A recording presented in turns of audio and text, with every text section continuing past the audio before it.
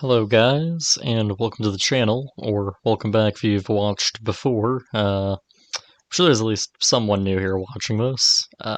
Anyways, I am a Twitch streamer with no real schedule. I upload the stream VODs here on YouTube. But there are a few things that have not debuted on Twitch. But yeah, let's get on to the challenge at hand. Can I beat Pokemon Let's Go Eevee using only funny number Pokemon? You might be wondering why this game and why this bizarre challenge. I wonder that too, honestly, as this whole thing sprung from a dumb and long-running joke on my Twitch, of constantly bringing up the funny number. I swear it's in like half of all the streams. As for the reason for the game, it is by far my least favorite mainline Pokemon game, and I was originally planning on doing a playthrough on Twitch, but with things like Miitopia, Mario Golf, Skyward Sword HD, and all the new Pokemon stuff coming out this year, I simply don't think that I'll have enough time to suffer through a normal playthrough of this. But yeah, here are the rules. Number 1, I can only use certain Pokemon, and only one per species. Number 2, no items in battle, but outside of battle is okay. Number 3, other Pokemon can be captured, but cannot be used in battle. Number 4, co-op can only be used in the most dire of circumstances. And number 5, Eevee can be used for HM use only. Alright then, and with that established, let's begin. So right off the bat, I go with my controller just being the right Joy-Con, as the Pro controller doesn't work, and the left one suffers from a severe case of unplayable Joy-Con drift. After getting attacked by an Eevee and being sucked into the TV, we were told by Professor Oak what a Pokemon is. I do have to say though, I do really like the variety of Pokemon we see walking past Professor Oak. Definitely something I wouldn't mind in newer games. And with that, I name myself Funny Number, because why wouldn't I in a challenge run this stupid? I then name the worst rival in all of Pokemon Kevin. I don't know why, just made sense to me at the time, and I couldn't think of anything funny to name him.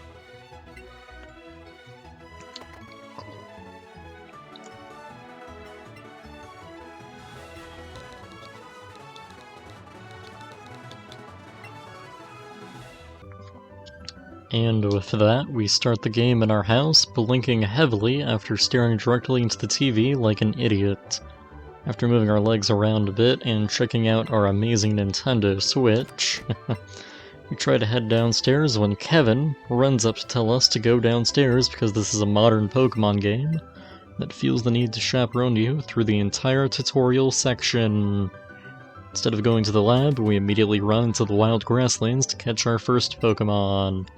But Professor Oak stops us and tells us to catch this garbage Eevee instead for some reason, after he talks with some Pidgey, of course. And now the capturing mechanic. Yeah, I hate it in this game. It works great in Pokemon Go, but not in this. It makes leveling up and getting your Pokemon to the maximum level an absolute pain and chore to do when compared to other games. This might just be me, but I would prefer to do a mindless battle where I selected the strongest attack option against the same group of opponents, then pick and choose specific Pokemon from the wild to maintain my catch combo, and spending what feels like more limited resources to gain higher experience. But that's beside the point, and Eevee, after being caught, runs off to the lab. For some reason. I guess the cutscene is alright, I guess, but that still won't be stopping me from trying to grab something else.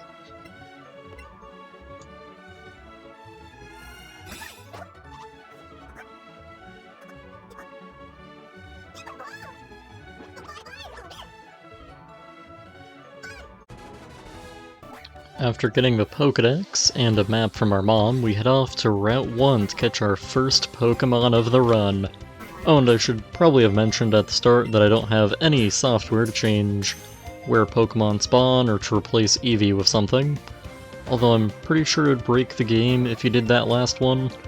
Anyways, I catch a Bellsprout and name it Nice, which really brings together its Pokedex entry number of 069. Nice. Also, you might be wondering where my overview of the base stats and moveset for this guy is. No! I have no context for how high and low stats should be, and I only really looked at the moveset like once, and I only looked at like the level up moves. I do know this though. A punch from a Bellsprout will do more than a punch from an Onyx because its stats are garbage.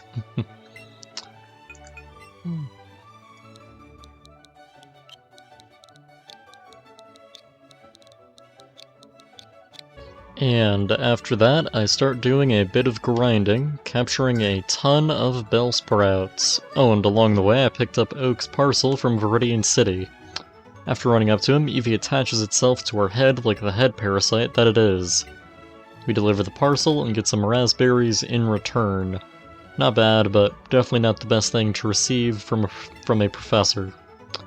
When we try to leave, Kevin wants to battle, and we have a fairly difficult battle for this early on in the game. I set up a bit with growth, but his Thundershocks are a bit strong. Even after he lowers our attack with Growl, I nearly one-shot him anyways with a Vine Whip, and I just decide to use a Wrap to finish this loser off. And after that, Kevin gives us a whole spiel about friendship and caring or whatever before running off.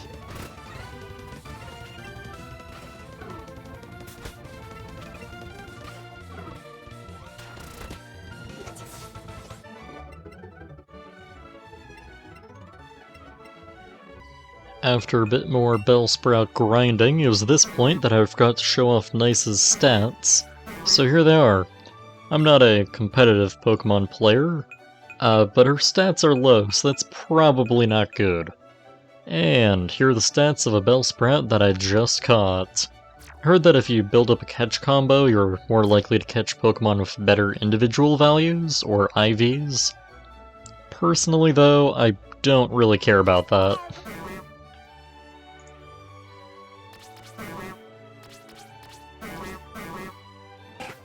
After getting back to Viridian City, I head over to Route 22, because in Pokemon Red and Blue there is a rival fight over there, and I wasn't sure if Kevin was going to poorly emulate that experience. Also, FYI, I turned up the game audio on the recording software in case you guys could hear a difference.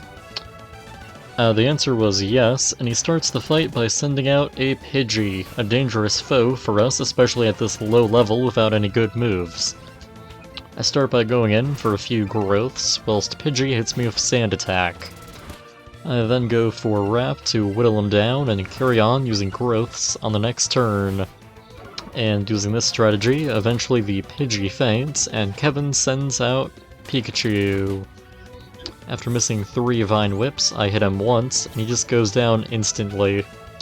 Another rival fight beaten, and a bit more experience gained.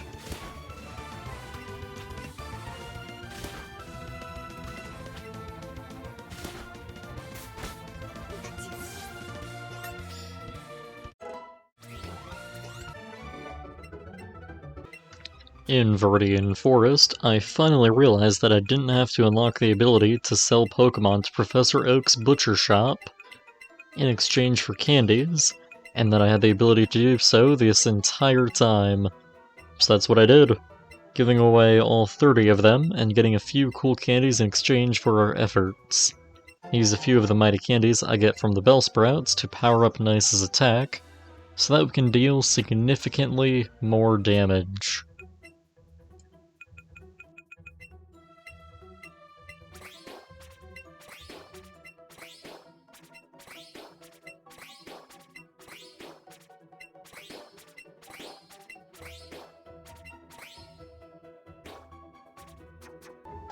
We get through Viridian Forest, accidentally losing our catch combo, and we meet up with Kevin, who tells us what a gym is because we are babies.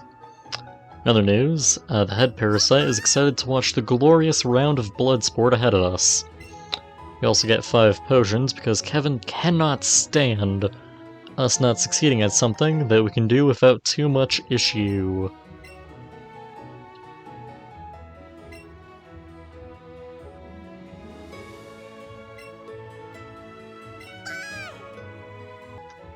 On the way to the gym, we encounter a woman who wants us to watch her Slowpoke for her, and I gladly accept. Whilst watching the Slowpoke, be sure to follow me on Twitch. The link below should be down below. If I get to a total of 35 followers, I will stream the entirety of Balan Wonderworld until I get 100%. Or if you are watching this after that point, there is probably a different, much better game for the follower goal. So be sure to follow me there, and maybe you too can get yourself a big pearl.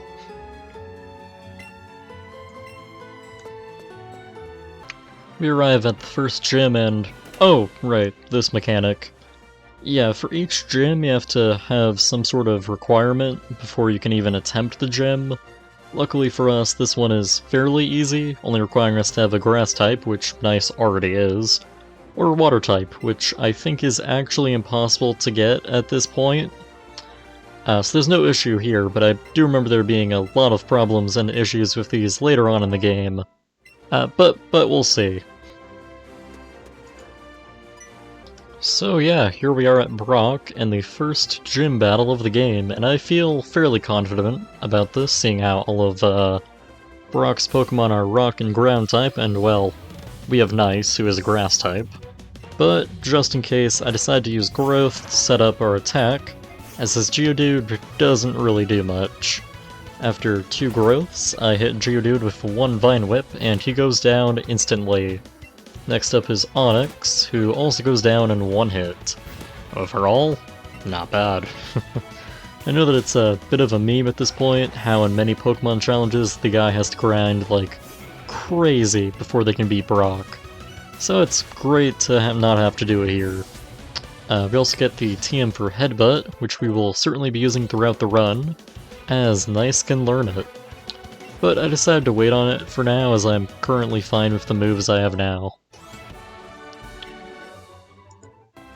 On our way out from the gym, Blue is there I guess for some reason, because we needed another reason for people to have nostalgia over the originals, and to hate Kevin even more because he is not blue. Also, spoilers for the later half of the game, but this is just the weirdest universe ever. I mean, Team Rocket is just coming into play, and Blue and Red, who show up in the post-game, have never encountered them before. But they must still have met Giovanni, right? Well, no, as I think later on Blue says something about not knowing who he is. But the post-game fight with Red has him in the Indigo Plateau, which he could only get there by fighting Giovanni. Unless I'm wrong, or I'm just missing something, feel free to correct me. Then these two have definitely fought Team Rocket and just let them carry on with their illegal activities. Oh yeah, and the Pokédex wasn't even made until we showed up. Also, like, what happened to Red and Blue's parents? Because Funny Number and Kevin's families have clearly moved into the same properties. Yeah, this timeline is very messed up. Even more so than any of the dead timelines I created trying to find the Sword of Kings for like 2.5 streams. Anyways, he gives us 5 Great Balls, delivers his iconic catchphrase because marketing, and then leaves. Making our way over to Mount Moon so that we can fight Misty and Cerulean, I decide to teach Nice Headbutt. We ignore the guy selling an overpriced Magikarp. We find a Meowth just sleeping at the top of the cave. And then we find Jesse and James, who offer the only naturally occurring double battles in the game. They seem to be looking for something, but we'll be sure to stop them because protagonist. Same goes for the various Team Rocket grunts we find along the way through Mount Moon, but their battle intro is somewhat good and fitting, if not dreadfully slow. Oh yeah, and I pick up an Onyx here because walking is way too slow, and having this surprisingly weak rock snake to ride on feels slightly faster. Making our way through this cave, we have a choice. Lord Helix, or the dreaded Dome Fossil. I obviously pick the Ammonite, as that's a new Pokemon. Pokedex number 138, which is double the funny number, not 128 like how I said it was, in one of the Super Mario 64 streams. Personally, I didn't know that it was a Pokemon that I was going to use in this run until I went through it a week or so before recording. Oh, and controversial opinion, Kabuto and Kabutops are better than Ammonite and Omastar. Anyways, as we try to carry on, we encounter Jesse and James again, who want to fight us, but won't because we only have Nice in our party. For reasons beyond me, they won't accept me pulling out an inanimate rock that was once Pokemon and bludgeoning or chucking it out there coughing until it died. Perplexed, I didn't really know what to do until I decided to do what people do for Tate and Liza in 3rd gen runs. Grab a useless Magikarp or other Pokemon, and just have it get hit and contribute absolutely nothing. So yeah, I head back the way I came and buy a Magikarp from the guy that I would later name Memes. Starting the fight, oh yeah, I forgot that I learned Poison Powder on the way here, and I replaced Headbutt for it. This is going to suck. I go for Vine Whip on Coughing and barely do anything while we get beaten by Coughing and Ekans. Luckily, however, Memes hits them with his most powerful attack, Splash, which got a critical hit. Learning from Ekans' attack, I go for Acid because Vine Whip doesn't work and at least Acid will hit both of them. But Memes goes down before he can deliver another powerful Splash. They should really balance that move in the next one. It's still broken in Sword and Shield. I hit another Acid, and we are just getting taken down by the onslaught of these two Pokemon. Another one, and I get Coughing down to red, but we keep taking damage. Take down Coughing with another Acid, and set up Ekans for an easy knockout as its special defense is lowered. We're low on health, but we managed to take Ekans out with one last Acid, and we win the fight. This was a fairly hard fight, definitely the most difficult one so far. Though I do have to say that it is very lame how they say that they are blasting off when they are just running away. We get to Cerulean City, and the head parasite takes interest in a nearby fountain, and I throw in $50 because I'm frugal and the happiness of this thing really doesn't matter to me. Does seem happy enough though.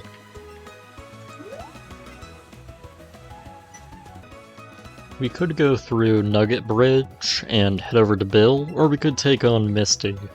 I decided to go for the bridge to gain a few more levels before taking her on, but first we have another battle with a razzled Kevin, because this is the rival we needed, one who doesn't confidently come to fight you before you progress, but one that attacks you out of panic and fear. He sends out Pidgey, and we nearly one-shot it with Acid, but get hit by a Sand Attack. He uses a potion, but we hit him with another Acid to take the bird down. Next he sends out Oddish, the anti-nice, and actually a kind of interesting and fun version exclusive. And we both go for Acid, with mine bringing him down to half health, and his barely doing a thing. Another Acid, and it goes down fairly easily. Next he sends out the marketable one. We get hit by a quick attack. And we go for a Vine Whip that nearly takes them down.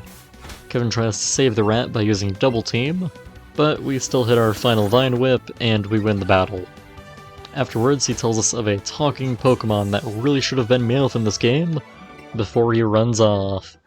Honestly, the whole talking Pokemon thing isn't that exciting when several Pokemon in the games and the anime can do so through telepathy like Weird Newsman did during my blind playthrough of the Crown Tundra, which feel free to check that out if you're interested. It's really bad, but it's still on the channel. Anyways, we get through Nugget Bridge and are denied the ability to become a Team Rocket member, so we carry on through the route and eventually get to Bill's house. Oh, and I caught a Meowth because I'm pretty sure Persian is the fastest rideable Pokemon in the game.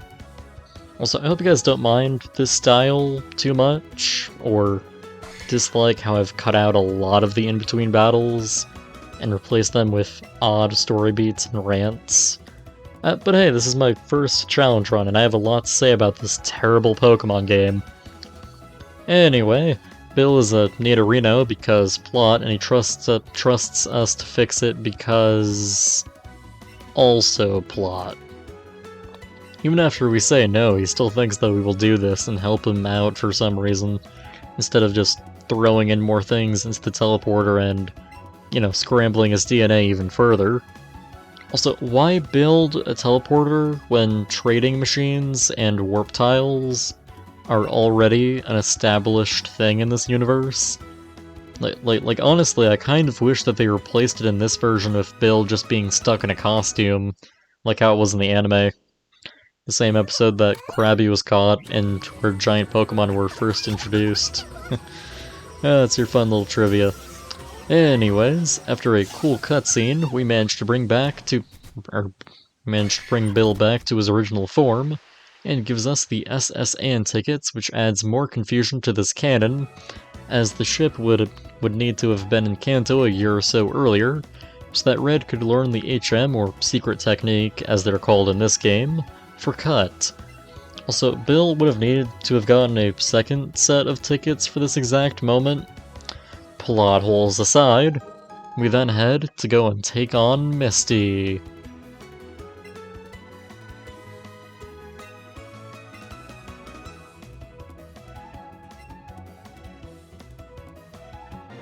But before we can do that, we need to meet some arbitrary requirement. And we need a Pokemon that is at least level 15, which we already had with Nice being level 15 when we took out Brock, and I don't really know why anyone would ever challenge this gym with a Pokemon of a lower level. But yeah, now it is time to battle Misty. So we challenge Misty, and I feel fairly confident, so I don't even bother with healing up before the fight.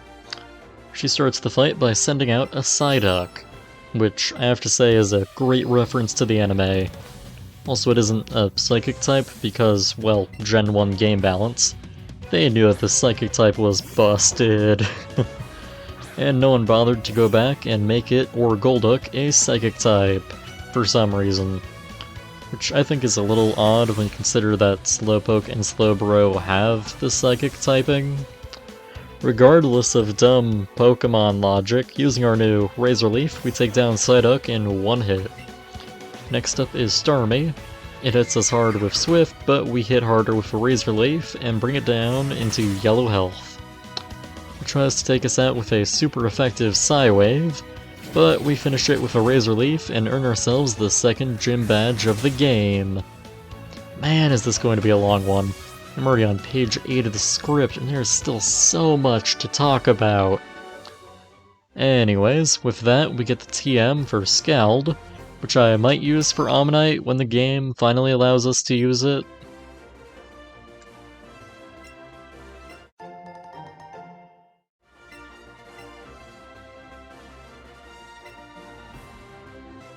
On our way out from Cerulean City, we grab the TM for Dig.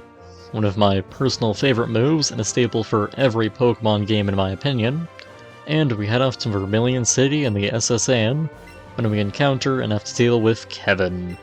Blah blah blah, gives the info they already know about, either by already trying it, or by having your own prior knowledge, blah blah. Anyways, he gives us a kiss, and gives us a revive in exchange for it, and then gives us 2 more after the fact. We also give the idiot our second SS Anne ticket, which I was going to give to Professor Oak, but hey, what can you do? Also, he is still in shock about the talking Pokemon thing. We live in a world where technology is advanced enough to fully heal any injury, transport large amounts of matter, revive the dead remains of any living creature, and where people have tested and proven psionic abilities. Oh, and the gopher down the road can create world-shattering earthquakes, and the dead wander the world, doing as they please. Again, a talking Pokemon is not that exciting in this world.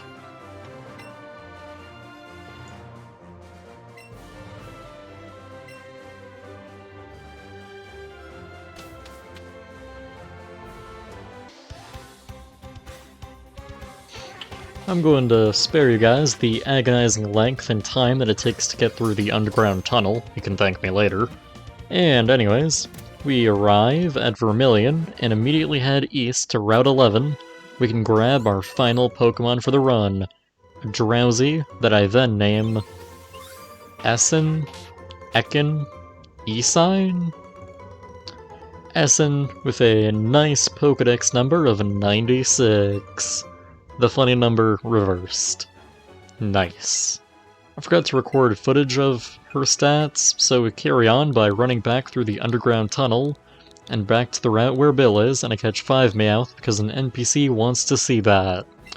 I think that this will be a great way to get a Persian, but instead she gives me an Arcanine. Which is cool, I guess, but its moves are garbage, and I would much rather have the slightly faster Persian. You'll see this thing throughout the run as it replaces Onyx. Heck, you'll even see it in the Elite Four as I forgot to remove it from my team. Whoops. I also name it Floof. Yeah, it's a funny name.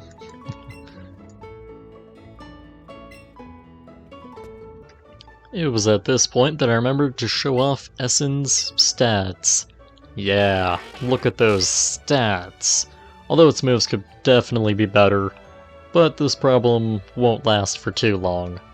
Though it should be noted that Drowsy is a physical attacker, and I tried to make this thing a special attacker for the majority of the run. Luckily, my error is fixed sometime later on. And here are nicest stats, blah blah blah. I know we can get through the SSN, but I don't know if we can get through Lieutenant Surge. We'll see. Regardless, I do a bit of grinding on trainers that I skipped out on before, and I grab the Eevee set because the regular clothing looks like trash, and I prefer the other options we get but later on. I still leave the head parasite without any clothes, as it kind of looks nicer, and I don't like it or care for it in this run, so who cares? Oh, and I do a bit more grinding, catching Raticate and Pidgeotto, when I encounter a shiny Pidgeotto, which is pretty cool. I swear though that I find shinies and rare things when I'm not even trying. Like the first shiny that I ever caught, because I didn't know you could catch the red Gyarados in Heart Gold, and I'd run out of Pokeballs, was an Alolan Dugtrio that I caught whilst trying to find Tapu Bulu, I think it's called? The one that lives in the desert. But I think that one got lost when I reset my copy of Pokemon Moon to play through it again, I think. We'll have to double check on that. But yeah, not counting the shinies I got from Ultra Wormholes or Pokemon Go, the next one I captured was in my cousin's game, when he asked me to play and help him out with the champion, when I just ran into a Caparaja. Used a Master Ball on that shiny Caparaja, but it was totally worth it. The third one that I caught was a Fletchinder I found in the Isle of Armor just randomly. Yeah, sometime I'd really like to make a video going over my Pokemon collection, and just all the Pokemon that I've used on teams over the years. Although the first real team of Pokemon that I put together was in Pokemon Ultra Sun. Yeah, not sure if anyone else did this, but I would always train up Pokemon to complete the Pokedex, and then send them to the PC, with the only constant member of my party being my starter, and maybe a legendary if I got there. Let me know in the comments below if anyone else did this when they were a kid.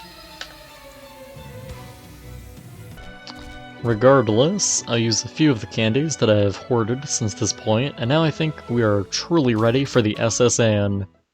We also get the Sailor set from a guy out front that we will likely never use because the other ones are better in my opinion. I do really like the overarching shot of the entire ship as we enter. Pretty cool. Anyways, Kevin is inside because of course he is. And hey, what do you know, so is Blue to cement the fact that Kevin is absolute trash. Blue also says Bonjour, which, unless I'm delving too deep into this, means that he has already been to Kalos, as said by an NPC, somewhere in Lumiose City.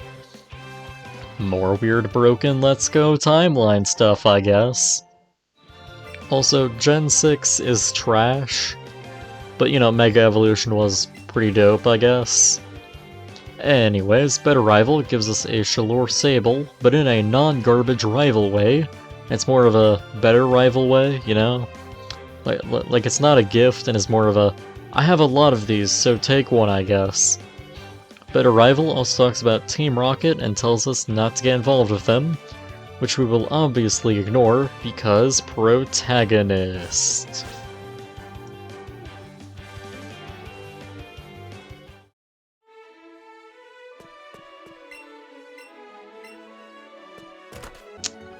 But yeah, going through the ship and taking on some hard battles, we eventually take on Garbage Rival, which comes off as more the guy checking to see our progress than just challenging us to a proper win-or-lose high-stakes battle. He starts by throwing out Pidgeotto, and I send out Essen. He hits us hard with a sand attack. Wait, that... Why did I say it hits us? It doesn't do damage. Anyways... Yeah, sorry, I kinda lost my place in the script here. We barely do anything with Psybeam, but we got it confused. Thanks to confusion in Psybeam, though, we managed to get it down to red health, but Kevin uses a super potion before we can finish it off. I decided to switch up my tactics a bit and use Poison Gas to get a bit more damage off each turn. It does hit us with Sand Attack and we miss our Psybeam, but the poison damage is at least doing a little bit of work. Breaks through confusion, and we take a bit of damage from the oncoming wing attack, and we get down to half health as it goes for a second one, but we hit it with a disable to get rid of that attack, and it dies from our next Psybeam, as it hits us with a final sand attack. Now, next he sends out his Oddish, which takes a fair amount of damage from Psybeam. We managed to get it down to red health, but miss our Psybeam and go down to a Razor Leaf. But Nice can easily finish off Oddish with its own Razor Leaf. Our last opponent is Pikachu, which just goes down to a Poison Jab, winning the battle. Overall, a fairly hard fight that if we didn't do that grinding earlier, we for sure would have lost, and I would have died from pure embarrassment. Anyways, we can now get the secret technique for Cut, and we carry on to go and fight Lieutenant Surge.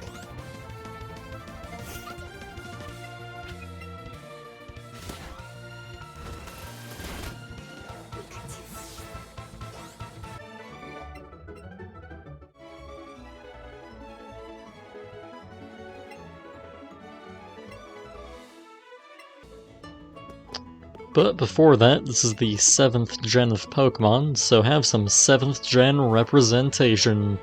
You can fight Mina, which is pretty cool, I guess. I do it and win fairly easily. I would include details of it, but honestly writing this is taking too long, and I have to make cuts where I can. Speaking of which, we cut down the tree in front of the gym. Nailed the segue. Also, we don't need to meet any dumb requirements because proof of you being a 10-year-old lumberjack is good enough around these parts.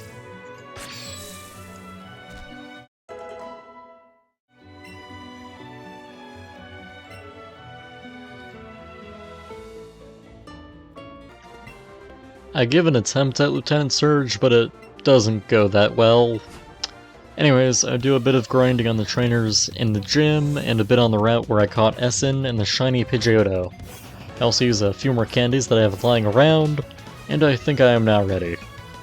Lieutenant Surge sends out a Voltorb and I counter with Essen, but the Voltorb sets up with a light screen that lowers the damage that my Psybeam would have done. I take a good chunk of damage from Thunderbolt, but I hit a Poison Gas. Hits me with a second Thunderbolt and I become paralyzed, preventing me from disabling that very attack. But luckily I managed to disable it on next turn. But my health is low and I go down to the Swift that I forgot that it had. Next is Nice, who takes a bit of damage from Swift, and I just kill Voltorb in one hit. Next is the frightening Magnemite, and its broken Steel typing that I can't really do anything against. but we do a surprising amount of damage with Razor Leaf. But our final nail in the coffin comes from getting paralyzed by Magnemite's Thunderbolt. Managed to get it down to yellow health before the barrage of Thunderbolts takes us down. I give it another attempt and beat Magnemite, but no, it's just not happening as Raichu easily finishes us off.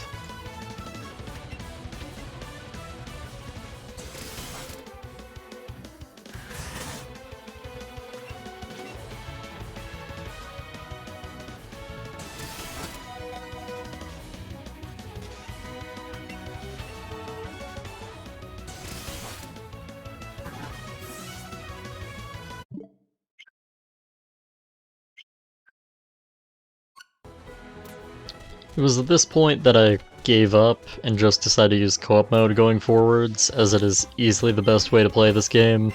I know that it breaks the rules, but hear me out. When catching Pokemon, if you manage to get the sync bonus using co-op, it both greatly increases the capture rate and the amount of XP you get. Plus, the battles are so much easier when you gang up on the opponents with 2 monsters from the normal one. However, my main reason for using it is that I needed to grind and level up. But the effort needed to get to those higher levels in single player is simply too much for me to reasonably put in. Like for every capture that I get in co-op, I have to do like 2 maybe in single player to just get that same amount of XP. Like, I don't know. But I mean, if the wild Pokemon worked like normal trainer battles, then I would have no problem grinding up levels to beat Lieutenant Surge.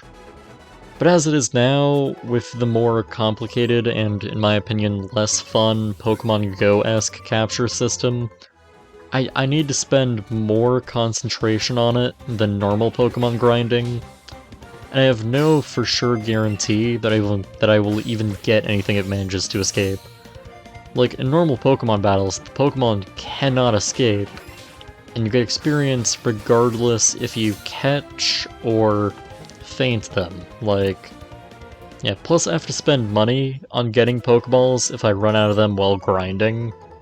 I don't mean to offend anyone here, but if you enjoy the system, then power to you. You are clearly stronger and more focused on video games than me.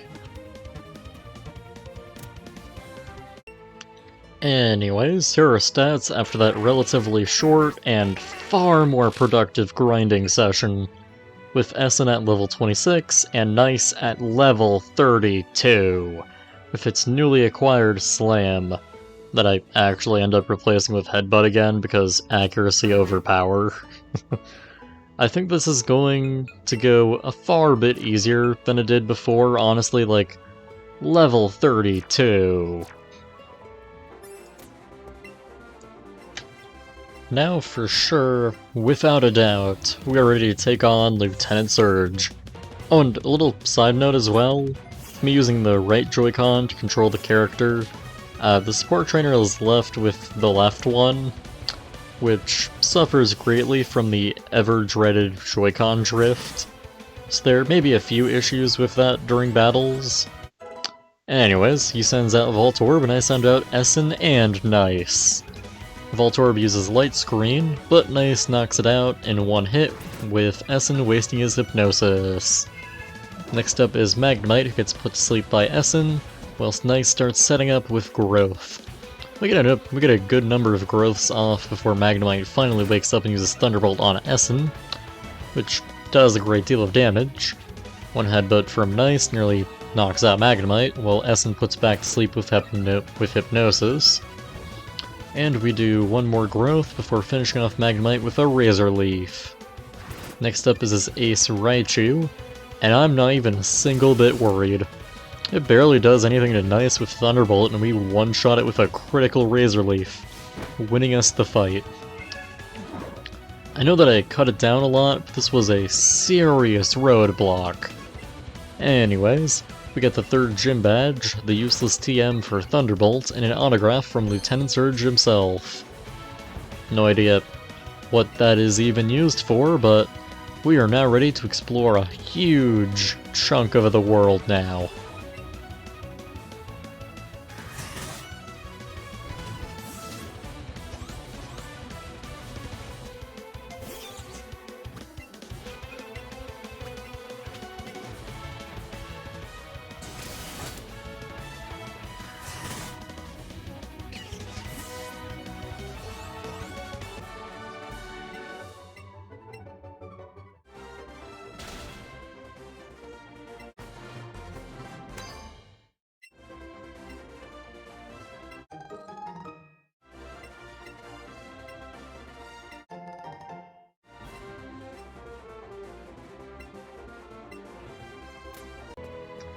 On our way out from the gym, we meet up with Misty, who congratulates us on our win and heals up our team.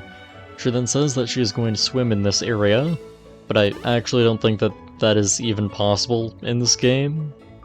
Anyways, she tells us that Diglett Tunnel will be our next way forwards, and then offers us to show us the way there, despite me having already been there and have seen it several times during grinding. Of course, I say no, because I'd rather waste my time walking there myself, rather than being teleported just to have to sit through more dialogue. On the way through Diglett Tunnel, I stop at the house with the guy who teaches you Flash. Fun fact, on my second playthrough of the game, because, fun fact, this is also my third one, I actually forgot to grab this special technique and wandered aimlessly through Rock Tunnel until I eventually got out somehow. Not a fun time. Anyways, Garbage Rival is here and he offers to take us to Rock Tunnel, and this time I say yes. Because I would have had to walk a very far distance to it from where I was. After dragging us back to Cerulean City, he drives it even further into our heads that we need to go to Rock Tunnel to continue the game.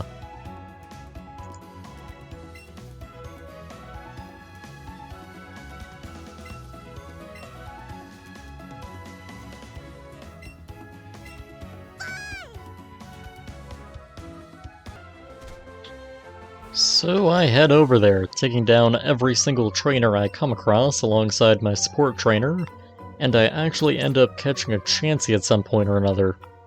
Anyways, there's some Team Rocket grunts here that want to challenge us to a fight, which I think we could easily handle with little to any effort. However, before we can mop the floor with these guys, some mysterious woman appears riding on a Lapras, and tells us to just take down one of the grunts, and that she'll handle the rest of them. I mean, I get that this is a way to introduce the player to the Elite Four and how powerful they are, but Team Rocket is an absolute pushover. I fought more grunts without breaking a sweat back in Mountain Moon, and that was before I had great moves and Essen joined the team.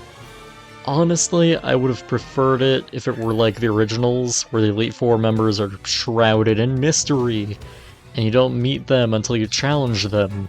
Ooh boy. In addition, it might have been a bit better to have Lance show up instead of Lorelei with, say, a Gyarados or Dragonite. Could make for a strong impression on new players and give them a stronger opponent to battle, to look forward to when they get to the Pokemon League, instead of just the first stepping stone that I met at the beginning of my journey. Perhaps you could even say that he is the leader of the league, making it an even bigger surprise when you have to fight the champion. But I'm getting sidetracked here. We destroy the Raticate, like seriously the guy only had like one Raticate, easily enough, and somehow Lorelei jumps from her Lapras past an impassable fence barricade to fight the 3 Team Rocket grunts. After the 4 run off, she praises us for our battling skill, without knowing the fact that I will pull out an ancient fossil of God, and will smash it into her weak Ice-type Pokemon when I finally battle her.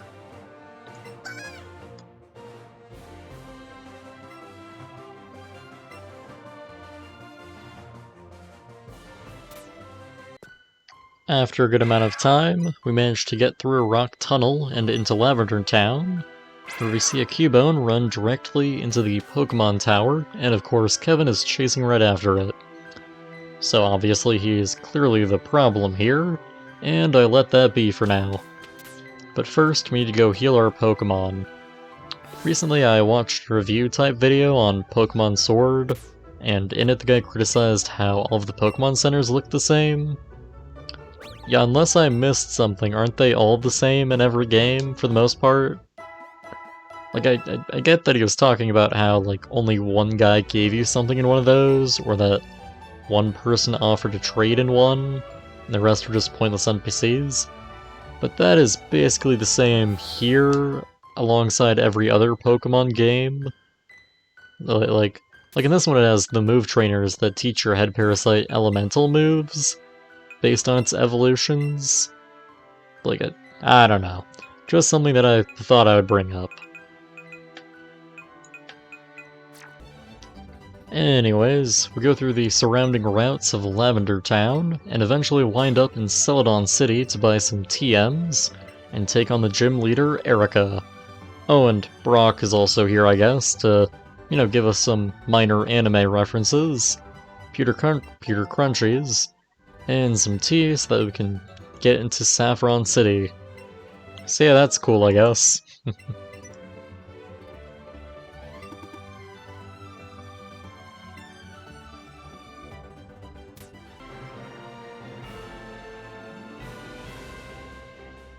And so we are ready to fight Erica, but wait! We first need to show this person a cute Pokemon. Yeah, honestly, I think you can show her any Pokemon that you have. It'll count. This does nothing but waste our time. So I give her memes, because it's cute to laugh at how pathetic it is. And after she, we get into the gym. I feel fairly confident that we can take down Erica, as all but one of her Pokemon are part Poison type, and Essen can easily take them down if it's Psychic. Her other Pokemon is Tangela, which, despite Brian David Gilbert, is still garbage, and the only pure Grass type in the game, meaning that it's weak to Poison, which Nice has. Also, a little side note here. This is probably my favorite looking gym in the game. Anyways, she starts the battle by throwing out her garbage Tangela, and Nice nearly knocks that out while Essen starts setting up with Nasty Plot. It does nothing in return, and we knock it out with another Poison Jab. Next up is Weepinbell, which goes down to half health from Nice's Headbutt, and it retaliates with a fairly strong Poison Jab. Nice then takes down a Weepinbell with a Poison Jab, and next is Erica's Ace Vileplume. But we have a super powered up Essen that just one-shots it with Psychic. So yeah, we get the badge, reach the rough halfway point of the game, and get the TM for Mega Drain, which I immediately teach to Nice. This is easily one of my favorite moves in the entire series. So much so that I named a Sceptile after that move and trained it in a way that it got the most powerful Drain move in Omega Ruby.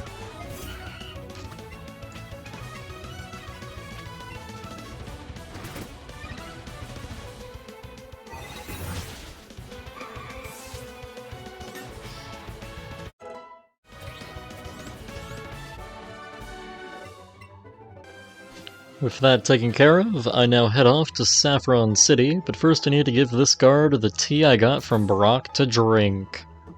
Don't really know how or why someone would pass around a single cup of tea. They can probably take like 5 sips from, maybe, instead of just drinking it and ordering your friends lemonade or water or anything from a nearby vending machine. But who cares?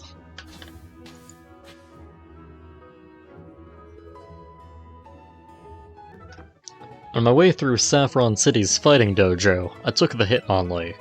I knew that if I didn't say what I took, you'd all ask. Actually, now that I think about it, everyone asks anyway. Comments are good for the YouTube algorithm. Just like this one I left on Madry Bread's Can I Beat Oblivion with Only Conjured Equipment video, asking about this very dumb challenge, and whether or not it was too much of a stretch to use Ammonite. Don't ask why I commented on that video. It was recent. And also, I was recording immediately afterwards. But yeah, shoutouts to that guy who responded. We can't do anything more right now, so we head back to Lavender Town to fight Kevin. I do have to say though that the Kanto region is very weird with Ghost-type Pokemon, and you needing a Silph Scope to even comprehend them. A very weird thing if you ask me when you consider trainers that use Ghost-type Pokemon. Like, what do their Pokemon look like to those who don't have a Silph Scope? What happens if I trade someone a Haunter who doesn't have a Silph Scope? You know, what about other regions? I mean, it could be a thing where, like, the Ghost Marowak is causing a disturbance that causes this phenomenon, but I don't think that's made explicitly clear at all. But I digress, as Kevin sends out Pidgeotto, but one of Nice's signature poison jabs one-shots it. Next he sends out Gloom, which gets comboed by a Headbutt and a super effective Psychic. Next out is Raichu, which I've just got to say that I really don't like how in Let's Go Pikachu the rival gets an Eevee, that he just evolves into a Jolteon, trying to replicate your success by copying the type of your starter. Punches us, but with Lightning, and Nice sucks it dry before Essen finishes it off with Shadow Ball. Overall, not a very hard fight, but that could just be because we are in our early 40s when it comes to level, and we're going against late level 20s. But overall this is pretty good, being over-leveled again. But this won't last long against the remaining gym leaders. After the fight, Kevin goes off to find Cubone, acting as if he has never heard that entire Pokemon species' collective backstory, and we follow his lead, find some ghosts that go off of Gen 1 ghost logic.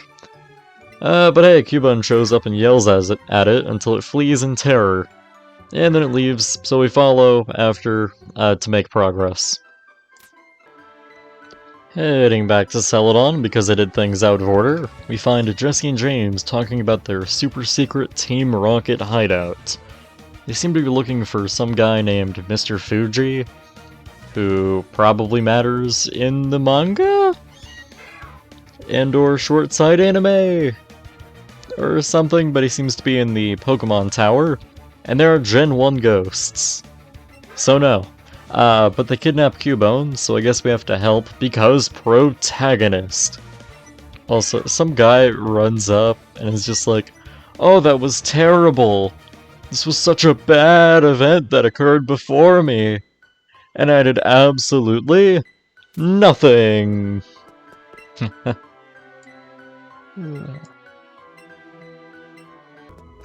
Getting back to Celadon City, we get to the game corner, where we unfortunately can't gamble at.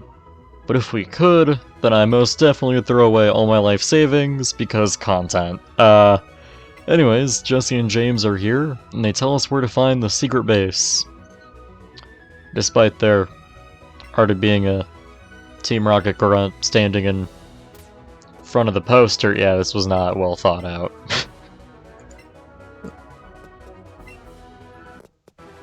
As we make our way through the Team Rocket hideout, we grab the Team Rocket set of clothes and put it on. Though I would personally like these clothes a bit more if the hat had the Rocket logo on it. But I get that it looks more like the actual uniform the way it is now. Anyways, we fight the Rocket Goon that has the elevator key card.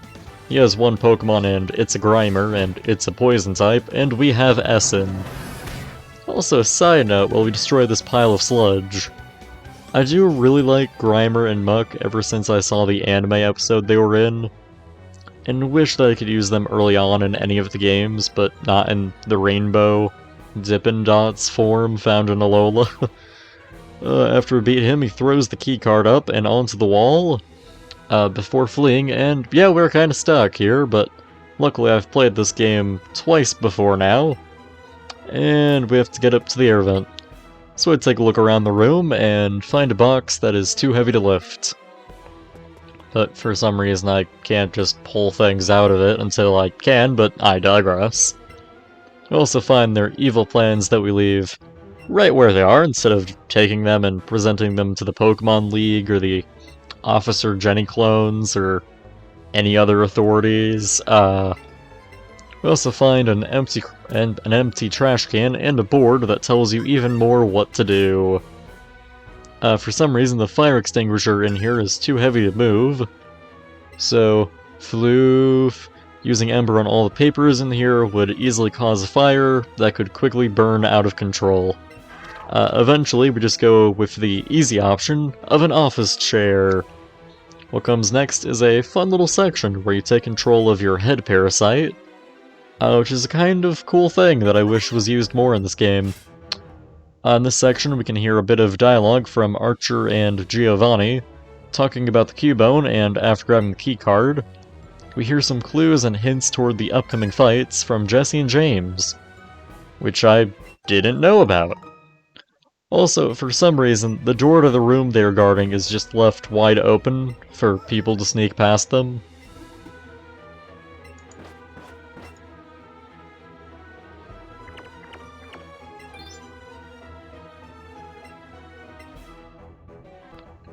Now we have to fight Jesse and James again, who are somehow surprised that we got here. I mean, honestly, if you just loudly explain where you are going and how to get there, people will often try to follow you. Especially if they are the protagonist. But at least this time around, we can attempt to join Team Rocket again. But are denied, because they are idiots who won't allow the guy armed with an inanimate rock, an overpowered Bellsprout, a psychic tapir, a fluffly, and frankly unwanted dog, and of course memes. Honestly, I think I would be a great fit to the criminal roster. So far I've gone fairly in-depth about every battle to this point, but for this one I think I'm just going to not go through, like, talk about it all the way through. Because I'm a little tired writing the script for this long video, and even in, like, recording the audio, it's long. I just can't make anything short, right? This fight is pretty easy, anyways. Anyways, the pair run off when my head parasite barks at them.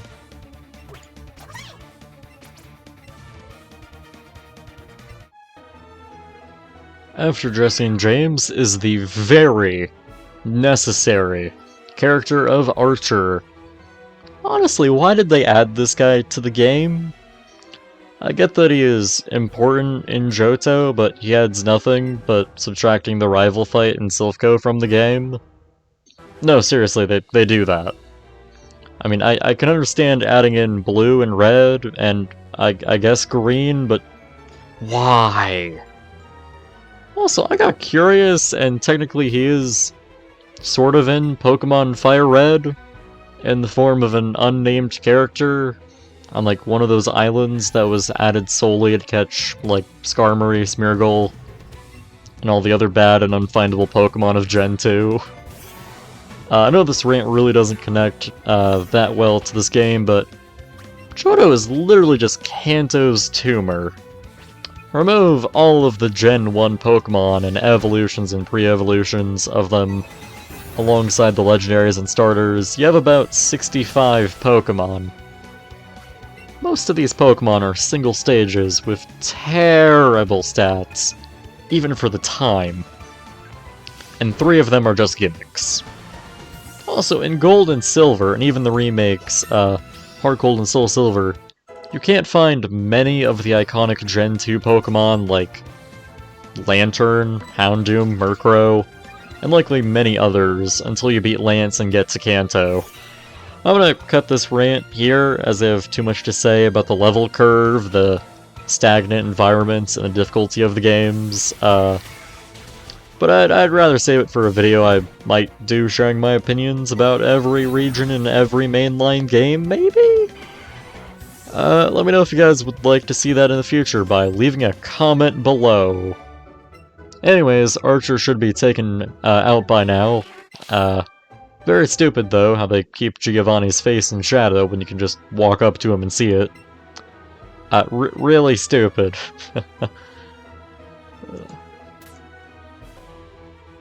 Okay, now that I have unleashed a couple of maybe controversial opinions and arguments about Generation 2, let's fight a mob boss. I haven't healed from the boring Archer fight, so we are at a technical disadvantage. But the thing is, we have Nice, and she has Mega Drain. First he sends out Persian, which I don't think he has in the originals or the remakes. So nice anime reference. One Mega Drain, wow. One Mega Drain brings Persian below half health, and we try to set up with Essen. He gets hit by a Fake Out and flinches. Persian hits nice with a critical slash, but doesn't do surprisingly that much damage. Also a fun competitive Pokemon fact. In Gen 1, the critical hit ratio was based upon speed, which, Persian being one of the fastest Pokemon at the time, made it one of the scariest with its high critical chance slash attack. Regardless, it goes down, and Giovanni sends out his last Pokemon. A Rhyhorn. Yeah, you heard me right. His team really sucks in this game. It only has 2 Pokemon. Only 2 of them. I'm pretty sure that in Fire Red at this point, he would have like 3 or 4 Pokemon that are really powerful, fully evolved, or close to it. Anyways, it dies to 1 Mega Drain, and we win the fight, the Cubone, and the Sylph Scope. But he does threaten us by saying that he would like to fight us again, but honestly, who cares? Also, we get 2 text boxes after the cutscene, and from Archer. Don't know why I pointed that out.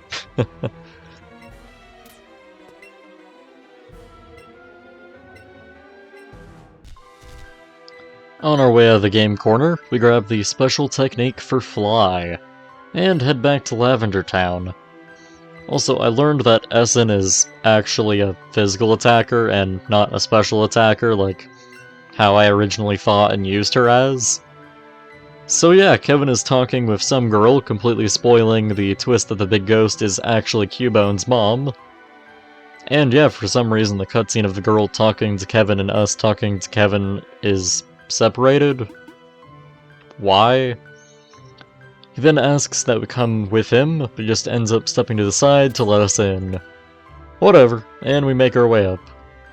Also, Kevin, did you seriously just ask us if there are really any ghosts here? So we use the Sylph Scope, and it still amazes and frankly terrifies me how big Haunter is. Can even ride it in this game, but it's really super slow. Fun fact, I used one during my first playthrough of the game, because I had no friends to trade it with. I still have no friends today. I also used a Clefairy, because I didn't know where to find a Moonstone until I had beaten the champion, got frustrated, and ended up looking it up online. Also, Kevin, what makes these Pokemon any more tolerable than human ghosts? I mean, several Pokedex entries, which, taking into account that those are more than likely all probably false, go into great detail about how several ghost Pokemon were once, like, lost children or regular humans, and how they kill, murder, and kidnap innocent people in just increasingly gruesome and terrifying ways. Like, yeah, Pokedex entries are crazy.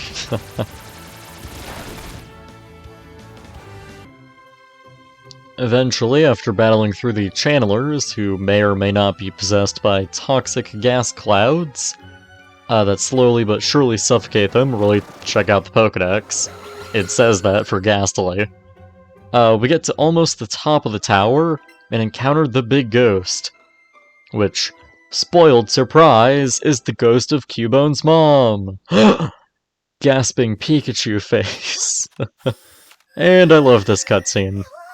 The way that Marowak looks floating in the air with its purple smoke effect and how it turns that golden color before moving on right in front of Cubone's eyes. It is beautifully tragic, and a very strong moment that I'm glad was brought a good amount of attention. Which is ruined when Kevin starts talking. I do like, though, how Kevin takes in Cubone and adds it to his team, evolving it into Marowak. However, this is not a reason to like this rival as it is mainly situational and doesn't seem, to me anyways, that it really affects or shakes up Kevin's character. He remains the same bubbly and friendly to a fault guy from the start until the end. I guess it does add a bit more to his conviction to battle Team Rocket, but he was probably going to do that anyways. Honestly, this moment and concept could be given to literally any other rival, and it would work exactly the same and probably create a larger impact than this blank wall of a character can give.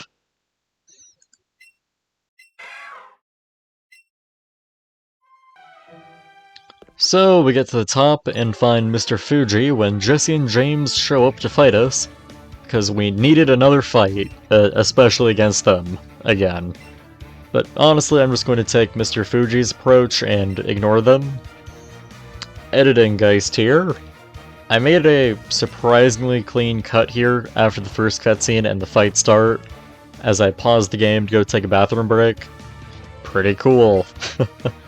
Anyways, I'm just going to shut up here and you guys can just experience the whole of this fight because I've written too much at this point and my throat is already getting parched just thinking about reading this whole script aloud. So, au revoir for a little while.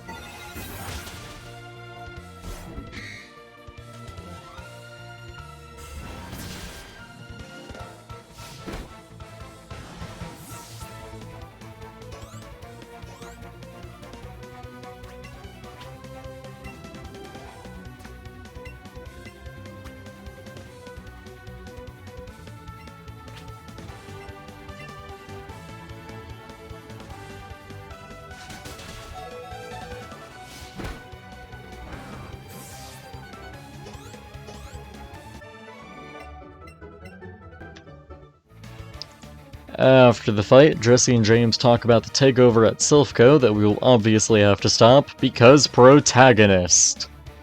We then talk to Mr. Fuji, mourning for Cubone's mom, and we eventually leave and get the Poke-Flute as our reward for putting the spirit of a dead mother to rest. Oh god. But before we do, we get to admire the two marbled Ninetales statues, which look very nice. We also luckily get a brief little speech about dedication to Pokemon, or friendship Pokemon that nobody cares about. With Poke-Flute in hand, I think it's about time to head off towards Fuchsia City, and hopefully get a new League legal party member.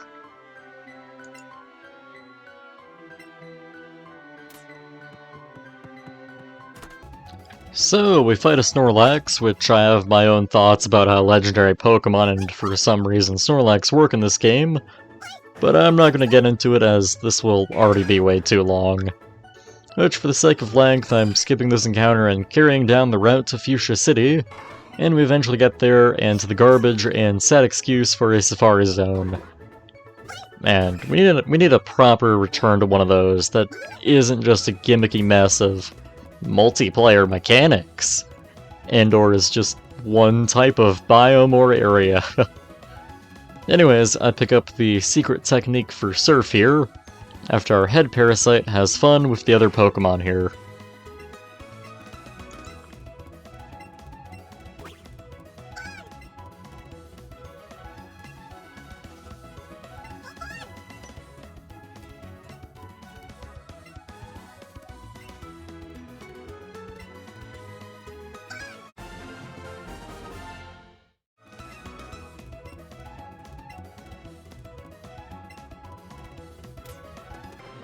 Now it's time for the Fuchsia City Gym and the battle with Koga, which, if you battle him in the post-game, he mentions one day becoming an "Oh wait! We obviously aren't ready to fight Koga yet. How stupid of me. We need to have registered at least 50 Pokemon into our Pokedex," which kills literally 99% of Nuzlocks. unless the rules are specifically written around this problem. We only have 29 species registered because I haven't needed to grind at any point, and I have no need to capture any Pokemon at all. Yeah, this sucks and I hate it, and I've had to, like, go out of my way on all 3 of my playthroughs of this game so far. So as tradition, I go on a quest to capture as many Pokemon as I need to. But before I do that, I find Jesse and James on the beach who hate the newly remodeled Safari Zone slightly less than I do. The 2 worst members of Team Rocket end up finding the golden teeth we need to get strength, and luckily they are so grossed out about them that they just give it to us. Thank the gods, we don't need to fight these losers and their Wheezing and Arbok again. After that exchange, I'm an idiot and think that I can get to Cinnabar Island from the ocean routes below Fuchsia City. That just leads to the Seafoam Islands. At least it's a few more Pokemon for the Fuchsia City Gym, and eventually I just fly back to Pallet Town and go down that way to Cinnabar Island.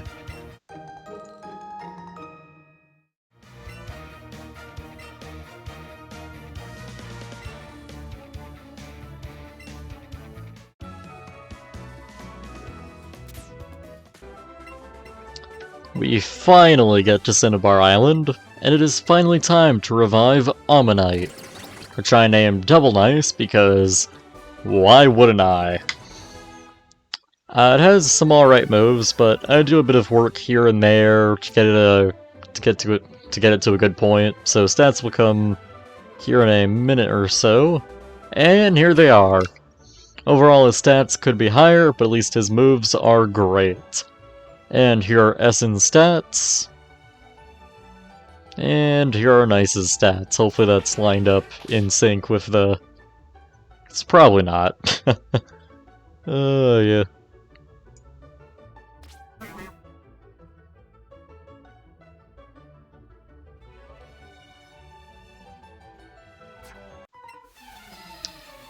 Skipping ahead a ton into the future, we make our way through the burned mansion after a ton of difficulty. Double Nice fainting at the sight of strong Pokemon, using nearly all of the candies that we have, and we end up fighting a Magneton here, which might actually be a very good competitive Pokemon in this game due to it being a Steel type. Assuming that Meltan and Melmetal are banned because they're legendaries or mythicals, I forget the difference. This makes it the only Steel type which offers it a variety of resistances and an immunity to poison. Anyways, we get the key to Blaine's gym, which for some reason is just in here, I guess. And no one could challenge or even leave the gym until we got it.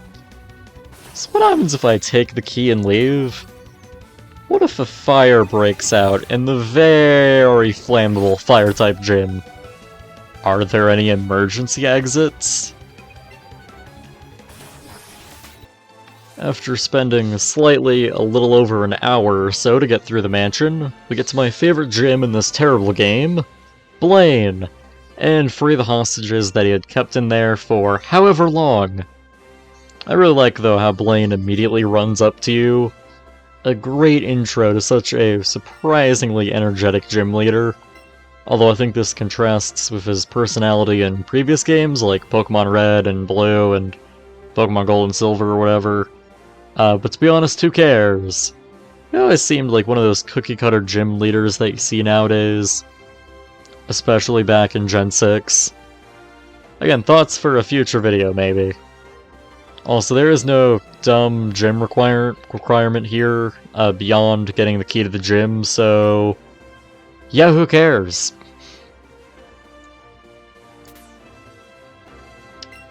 Anyways, we get to Blaine immediately. It's time for the quiz show of a lifetime, although I do have a few complaints. Not sure about other people, but I do really like the gym redesign. I like how short it is lengthwise, and I don't have to worm my way through a maze of machines or seafoam cave walls. Also, this place looks both corny and great, from the vibrant lights of the stage to the standard folding chairs, to the styled Magmar speaker pillars, and the massive Blaine faces and dolls, to the statues with Blaine's glasses and mustaches on them. And who can forget Blaine jumping out and dancing when you get one of his questions right? I love this gym, but I think it's the quiz itself that it really fails at. They're way too easy. The first one is actually kind of good with it asking the often forgotten about Pokemon categories, asking you if Growlithe or Magmar is the Spitfire Pokemon. Next, it talks about the number of badges given, which, honestly, yeah, not that good or hard of a question. Then asks about the Steel type being weak against the Fire type. Talks about a fake move being a real one. And then the last one is a joke question that you can't lose. Yeah, this is bad.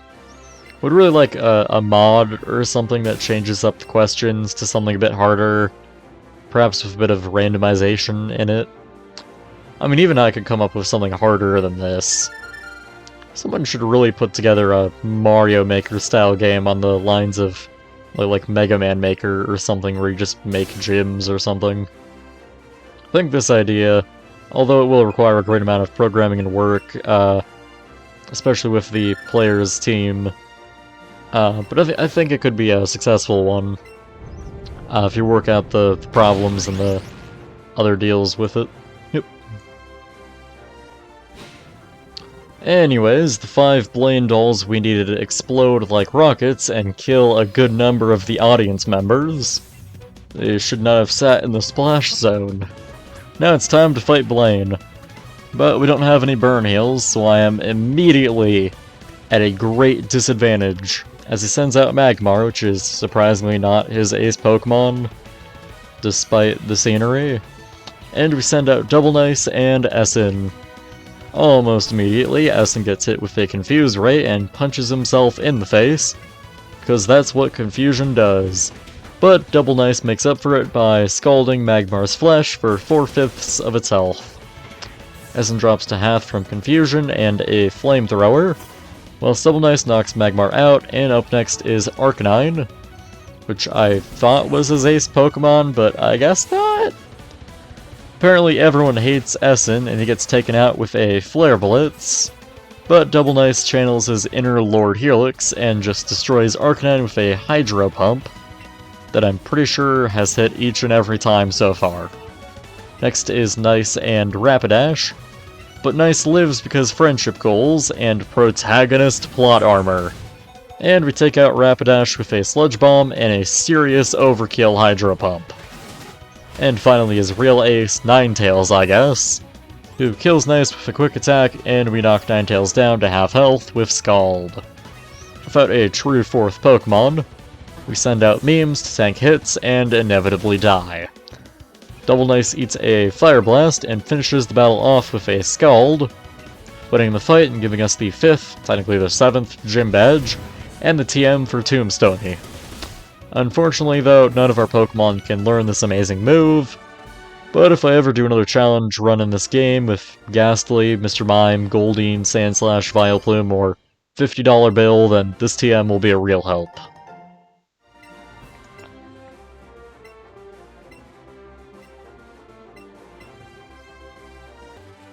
But hey, on our way out we find Kevin staring into the depths of the signpost as we leave the gym, which I imagine is far more interesting than his entire character. Anyways, he doesn't really do much here other than regurgitating that we need 8 badges to get to the Pokemon League, and telling us that he has 7 badges, which I highly doubt, as this means that he is better than me, which is a complete and utter lie.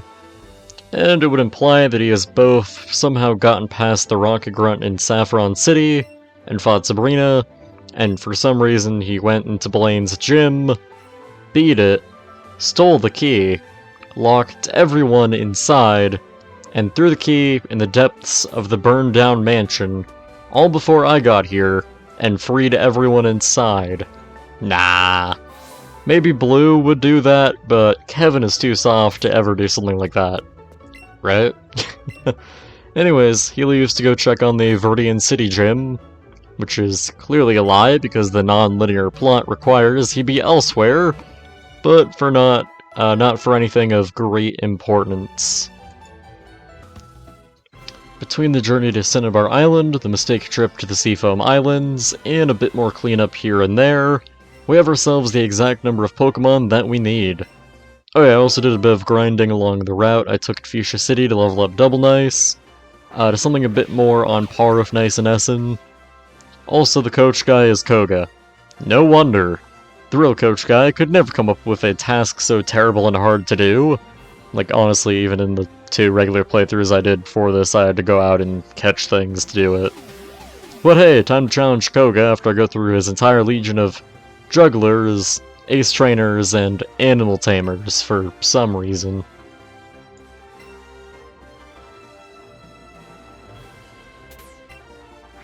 Anyways, we get through this invisible maze of children's entertainers, and we're ready to battle Koga. To be honest, this guy has, like, the best intro cutscene of any gym leader in this game. Purely just because he doesn't rely on dialogue, and he moves around quite a bit using his smoke teleport ninja ability thing. Also, the creeping horror of poison-type Pokemon. Like, honestly, none of them are that scary, or intimidating, or frightening, or whatever. Anyways, we send out Double Nice and Essen to fight the Wheezing. And I thought I would mention something about how I recorded this and how long it took. I have in total about 18 hours of gameplay footage for this run, and aside from the first 2 hours and the last 5 or so hours, I recorded most of this whilst returning from vacation in a motorhome. Also, I'd like to point this out, this was my vacation months ago by the time you guys are seeing this. I went on 2 different vacations since then, to give it a bit more context how long this is taken. From vacation in a motorhome, laying on a bed that was right above the driver's area. It wasn't the most comfortable of setups, and after finishing the 3rd recording session, my left arm hurt so badly from securing myself and my setup, and I just stopped playing. I would later finish the gameplay of this run maybe a week or half a week later, but overall it just wasn't that good of an experience, though I was able to quickly get the footage for this whole thing done. The editing, not so much. Anyways, whilst I was rambling, a powered up Essen and a Double Nice affected by Toxic managed to take out Wheezing and Venomoth, but Essen takes massive damage from Bug Buzz as a result, and Double Nice is nearly dead. Next up is Muck, and honestly, why Muck and Wheezing in this gym? They really don't fit the whole ninja theme. Personally, I would give Koga an Arbok or a Beedrill or maybe even a Haunter Ghastly. By the time we take out the oddly placed Muck, Double Nice is dead, and Essen is a little less than half health, and has Toxic. We send out Nice, and Koga sends out Golbat. I think that just one Psychic could take it down, but it outspeeds us and uses Leech Life to finish off Essen, and despite not being very effective, Nice deals a good amount of damage with Sludge Bomb. Fight a 4th Pokemon, we send in Memes to tank hits, but Golbat uses Fly, so we do nothing. Even Memes, whose most powerful attack couldn't even connect. This turn, and Nice takes massive damage on the next one, and we are nearly dead. But so is it, but Memes can't finish it, and Golbat uses Fly, and because of that, we lose the battle. Man, that was hard. But I think if we get a few more levels, we can do it. So I stopped playing and intend to come back to it and head for Silphco to gain a few levels there.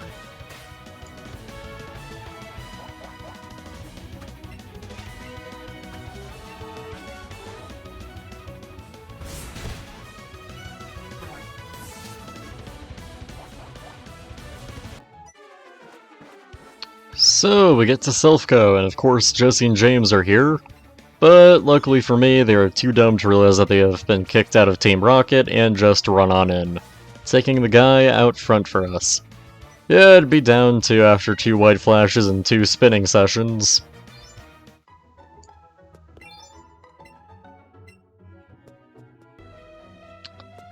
So, we get to Silphco, and we're told by a random and unnamed receptionist that everything is super bad right now. Like, I don't already know about that. She also underestimates the power that a 10-year-old kid named after an idiot's internet haha funny joke, a plant, a tapir, a god, a living meme, and a pet dog have. But hey look, Blue showed up again! Hooray for the better and original rival! Woo! Oh, and he brought Kevin, I guess. But hey, if we can team up together, I'm sure me and Blue could easily remove Kevin, Archer, and the head parasite alongside any non-funny number Pokemon from the game and reinstate a new world order to allow the use of Pokemon outside the first generation and Meltan, and the evolution of things like Onyx and Scyther.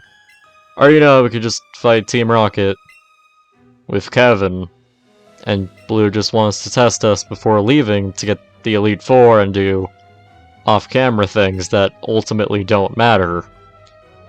Also, in what way is taking down Team Rocket in this scenario any different from attacking their home base? Actually, shouldn't that base be harder and appear now in the story with us already dealing with the whole Silphco thing? I mean, shouldn't the place already in their control, where all of their resources are, be harder to take down than a place they're actively storming and trying to take over? More Gen 1 logic, I guess. And now it's time to fight Blue, who only has 3 Pokemon. Why?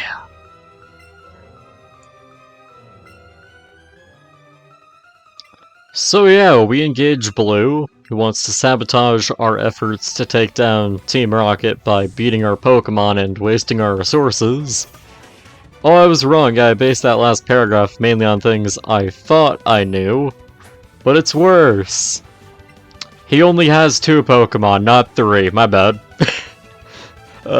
He sends out Exeggutor, and I send out Double Nice, whilst my support trainer that showed up sends out Essen. I switch Double Nice out for Singular Nice, because Grass type, and Essen puts the Palm Tree to sleep. Next turn, Nice finishes it off, and next up is the Pokemon that no one is sick of to see get a new form, or major series attention, or anything really, Charizard!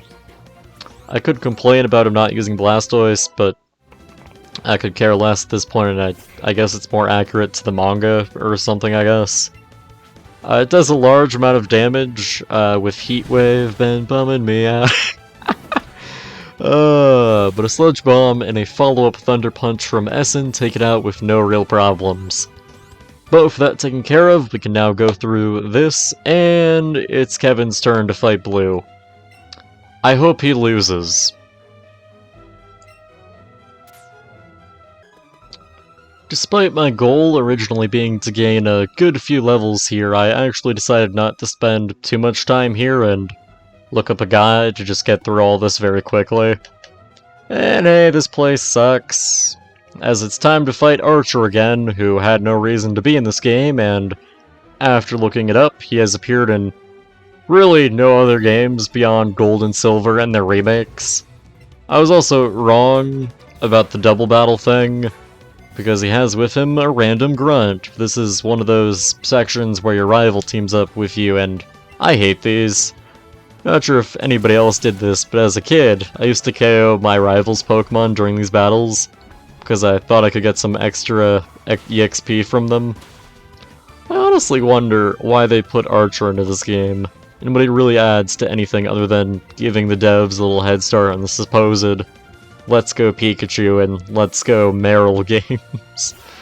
I could talk about all these battles, but I could care less. Just enjoy the pure game audio for a bit as we gradually take them down thanks to useless Cubone.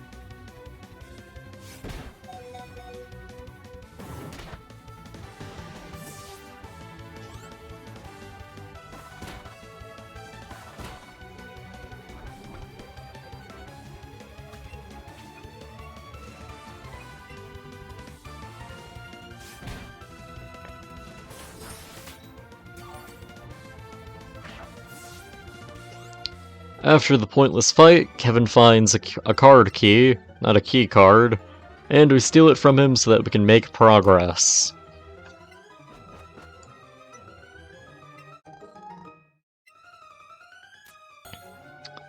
Anyways, we get to the area where the rival fight with Blue would normally happen, and instead of us doing that and having a great time, Archer shows up and Garbage Rival says that he will handle it. I would have rather fought the worst rival in all of Pokemon one more time than a generic named evil character with generic Team Rocket Pokemon and two characters who are very important and well liked in the anime, with a static and unchanging team about a half dozen or so times. Speaking of which, they're next.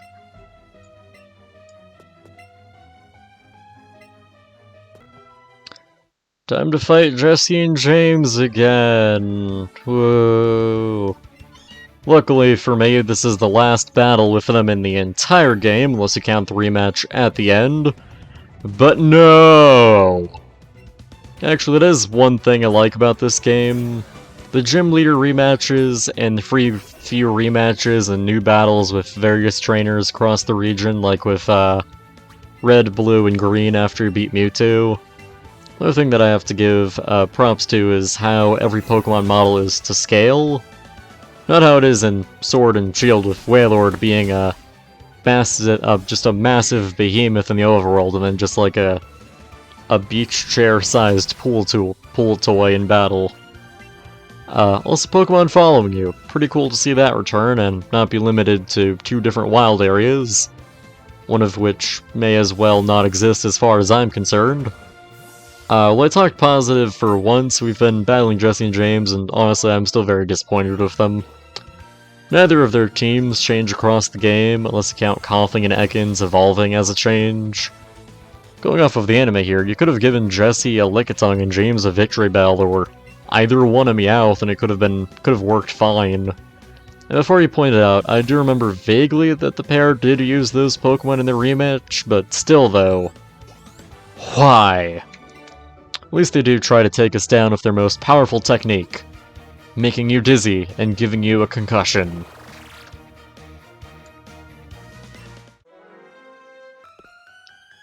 Now it's time for the Giovanni fight, and he seems to be looking to get himself a Master Ball, because that is the most valuable thing here, I guess. Not like you can find a creature composed entirely of computer code, data, and child seizures that can probably be upgraded and given a near infinite number of possible evolutions, and a rare, nearly extinct Pokemon that you could probably sell for at least thousands on the black market within the halls of this building. No such thing. Or, you could get information and blueprints of various new inventions and things they're working on and steal them to develop yourself. Or you could rob the place of all of its cutting-edge and likely very expensive equipment.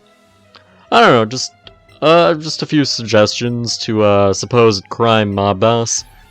I mean, I know that 100% catch rate Pokeball that never fails can be useful, but it just seems to flop when compared to the stuff you could do with everything else that I talked about. And it is the exact same number of Pokemon as the weird 10-year-old obsessed with the funny number. And he starts it with Persian because anime, and I send out nice and double nice because protagonist. Persian used Fake Out and Nice flinches, but Double Nice one-shots it with his Hydro Pump, and he sends out an unevolved Rhyhorn. I get the last time we fought him, but come on, he had 4 Pokemon in this battle, and most, if not all of them, were fully evolved. One's called Liquefies, the unfortunate Rhino, and Giovanni sends out his last Pokemon, a Nidoqueen. Yeah. One Mega Drain sucks this thing nearly dry, and Double Nice finishes it with a final Scald. Arceus, this was easy, and Arceus, please tell me that your game doesn't have fights this bad in it. So we beat him, and says that Team Rocket will never fall. In planning and evil schemes, yes. In marketing and being the prime example of what an evil team should be, no, you'll never fall so long as you put Rainbow or Go in your name and send the 2 rejects after a different 10-year-old and his battery rat. Beyond that, during the cutscene, I saw the art on the wall and wondered what was with it, and could have sworn that it had Zapdos on it. It said that it did when I checked it, so that's pretty cool to learn, but I don't really like how you can't see them that well despite being fully textured and the such. Anyways, the president of Silphco compliments our head parasite and gives us the Master Ball. But who honestly cares? Because protagonist. Because Pokemon cliches. Because bad business management. Because screw development on the mass production of the perfect tool to catch any Pokemon in existence without fail, to make unforeseen profits, especially if they partner with the various tech facilities and factories around the world. You don't need that. I laugh at you.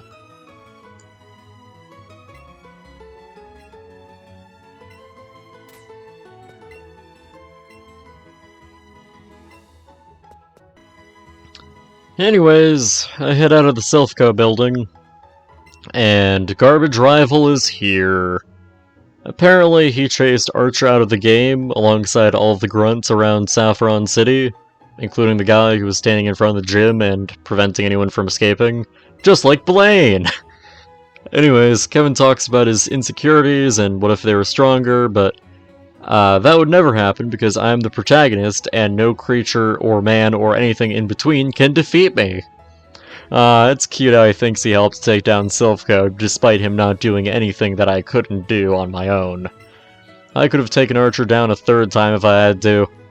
Oh, and in this cutscene, of course, Kevin just has to mention the Saffron City Gym and how you have to check it out to progress. Cool.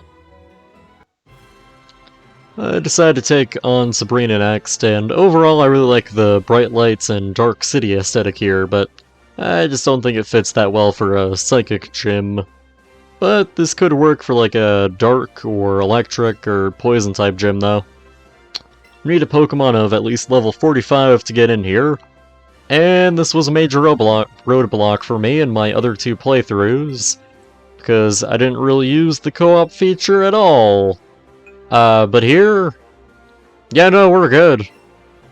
Also, out of curiosity, because of this new gym coach roadblock system, does this technically disqualify the theory of gyms having different teams for different levels of trainers?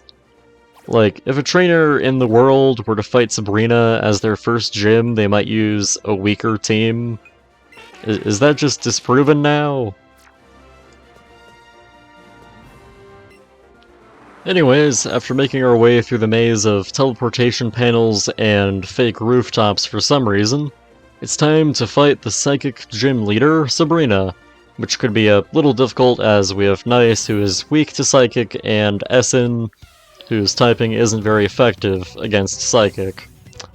Anyways, the fight cutscene kind of has an interesting start with the unique camera angle acting like psychic clairvoyance or divination or the such. But why would any psychic start looking below the building and then move up to a better vantage point? Why not just, start the clairvoyance above the battle area? Also, Sabrina says that she dislikes battling. So why are you a gym leader whose sole job is to battle? And you've clearly done a lot of battling, because you have level 40 Pokemon. Anyways, she sends out Mr. Mime, and I send out Essen and Double Nice.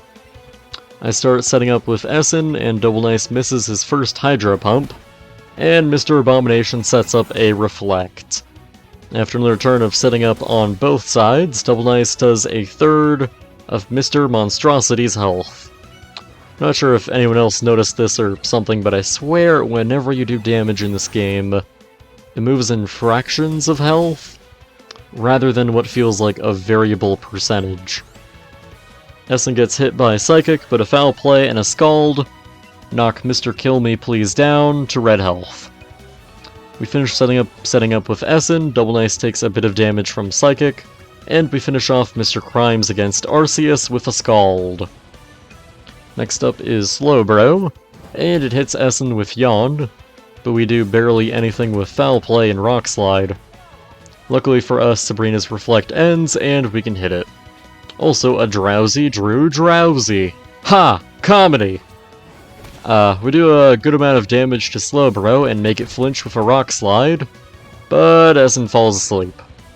Next turn, though, a critical Scald takes down Slowbro, and up next is Alakazam, I guess, which I thought was her ace Pokemon, but whatever. Despite having Nightshade, Alakazam decides to use it on Double Nice and not the weak Essen, and we use Scald to take it down to half health. On the next turn, Alakazam uses Psychic on Double Nice to finish it off, but why not use that from the beginning? That would have done far more damage than Nightshade, alright. We send out Nice, but she dies instantly to Psychic, and Essen wakes up to finish Alakazam with Foul Play. We send out the memes, and Sabrina sends out her true ace Pokemon, a Jinx, I guess, for some reason. Honestly, I don't think any of the gym leaders really use any of their ace Pokemon last in their fights.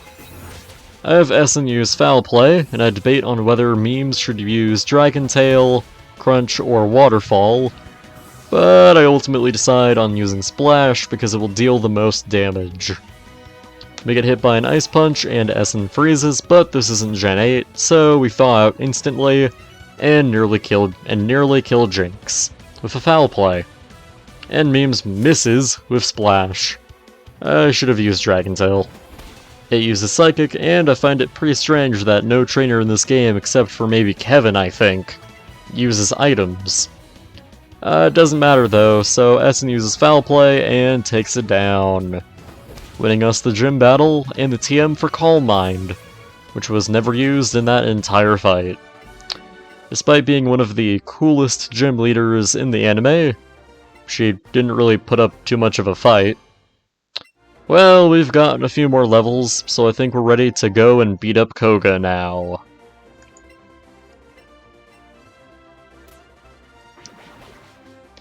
So yeah, time to fight Koga again, but while it goes through the battle start animation, I'd like to talk about the region of Kanto as a whole. Honestly, I think it looks very boring. Every area looks relatively the same, aside from a select few. All the routes are grassy plain areas with very little differentiation. All the caves look the same, but recolored. And there isn't even a difference between all of the ocean routes, though I guess no real game has a difference for those, but there are a few routes that, like, stand out for sure. Just something that I wish was altered in these remakes a bit. I mean, it looks fine to me in Fire Red and Leaf Green, but not here in the 3D sort of, kind of not, chibi art style. Anyways, Koga sends out Wheezing, and I send out Essen and Double Nice. With Wheezing almost dying to Hydro Pump, but it manages to hit Essen with Toxic. The next turn, Wheezing dies to Scald, and Essen takes a good chunk of damage from Toxic, but she is powered up with 2 nasty plots. Next is Venomoth, and it uses Protect, and I despise Koga's strategy of using Toxic and then stalling with Protect and or Double Team. Venomoth hits Essen with Bug Buzz, but we take it out with Psychic, and then Toxic takes out Essen. Not great. Next out is Muck, and I send out Nice. We hit it with a Headbutt and Scald, and it gets pretty low. Then Muck uses Moonblast somehow, and for some reason hit Double Nice with it instead of just using Toxic on Double Nice. We set up, and another Scald takes out Muck, and finally we have to fight Golbat, whose flying strategy led to our loss last time. I thought I was going to use Fly, so I have Nice use Growth, but it just ends up using Leech Life? Okay, I guess. And next turn it uses Protect with no real reason for using it other than self-preservation. It then uses Toxic on Double Nice, which why wouldn't you do that first and then Protect? Without any defenses, we hit a Headbutt, and say it with me, we finish it off with Scald. And get the gym badge and the TM for Toxic, which could come in handy, maybe. I'm kinda surprised how much Double Nice helped with this fight. Yeah. After that, it's time for the final gym in Viridian City. But of course, it can't be that easy, so we find Kevin here. He just says that the door is locked, and honestly, how is the gym system, like, meant to work if one of the gym leaders isn't there? Does the Elite Four even see any challengers by this logic of the gym leader not just being gone for a bit, but gone for an extended period of time? What happens if a gym leader dies? What are the qualifications of a legal gym leader? And can someone just declare themselves as one? Can there be temporary leaders to take their place if the actual gym leader is sick, or dead, or on vacation, or whatever? I don't know. Kevin obviously has no idea. The random old man is confused. And the head parasite is as useless as ever. So maybe Professor Oak can tell us what to do and where to go next. And surprisingly, we don't have to walk there ourselves in a separate cutscene. And hey, Blue is here too, I guess, and Professor Oak does the usual thing with Blue and not remembering his name. Ha! Comedy! Anyways, Blue tells me and Garbage Rival that we did a good job taking down Giovanni. But luckily for me, Kevin quite literally denies having credit for it. Good! I thought I would have to pull out nice and have him suck Kevin's life force until he admitted to not doing anything. Anyways, we've got a Keystone and the 4 Mega Stones for Venusaur, Charizard, and Blastoise, much like X and Y, are the only Mega Stones you can get before the post-game. Yeah, honestly, X and Y would have been a little better if I could have gotten all of the Mega Stones without already beating the game. I do like, though, how late in the game you get this mechanic. It doesn't break the game as much as it did back in Gen 6. Like, honestly, I got through most of the game with Mega Charizard X until I got to the Elite Four and couldn't beat them or get anywhere near the champion. There's one other complaint I have with this game, bringing in the Mega Evolutions and Alolan forms, but not the evolutions given to these Pokemon in Gen 2, Gen 4, and Sylveon in Gen 6, you know? And going on the topic of Mega Evolution, recently played through Omega Ruby again. Went through that surprisingly quickly, less than 20 hours on that one. But ran through it again, and I ended up getting a Mega Pinsir on my team just because I thought, hey, there's a Pinsir, that's cool, I'll pick it up. I'll grab the Mega Stone on my journey. Whoop-a-doop-a-dur. And that was fun, that was a good time. Like, I could use the Mega Evolution on my team. It felt powerful, it felt good to use Mega Pinsir, although it is my least favorite. I'm going on a tangent. Anyways, back to the script. Oh, yeah.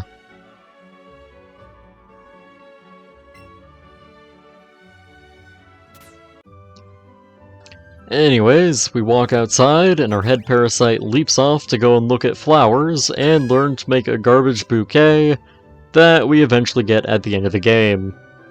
No idea why this scene is in the game, especially right here. Would have preferred if this is played like the second time we left the lab after our first battle with Kevin. Would have had more of a payoff to it. Oh, and also the little girl tells us that the Viridian City Gym is now open. Yay.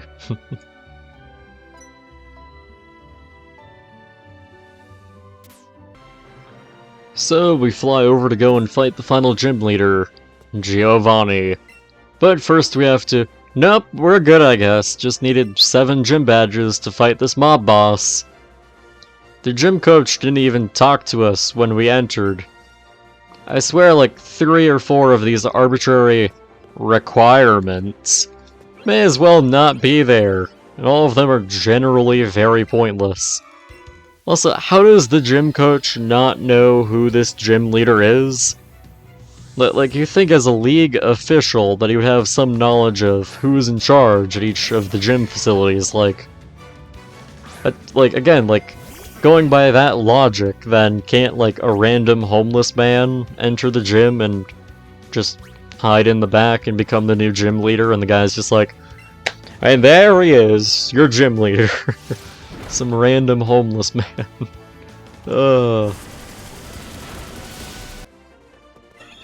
Whilst going through the gym, I decided to change up things for once by switching around our clothes a bit. I have to say though, it is really cool when the lights come on and you see Giovanni in the back with his Persian by his side. Not as cool though when you leave and come back after healing. Also, is this guy even the gym leader here?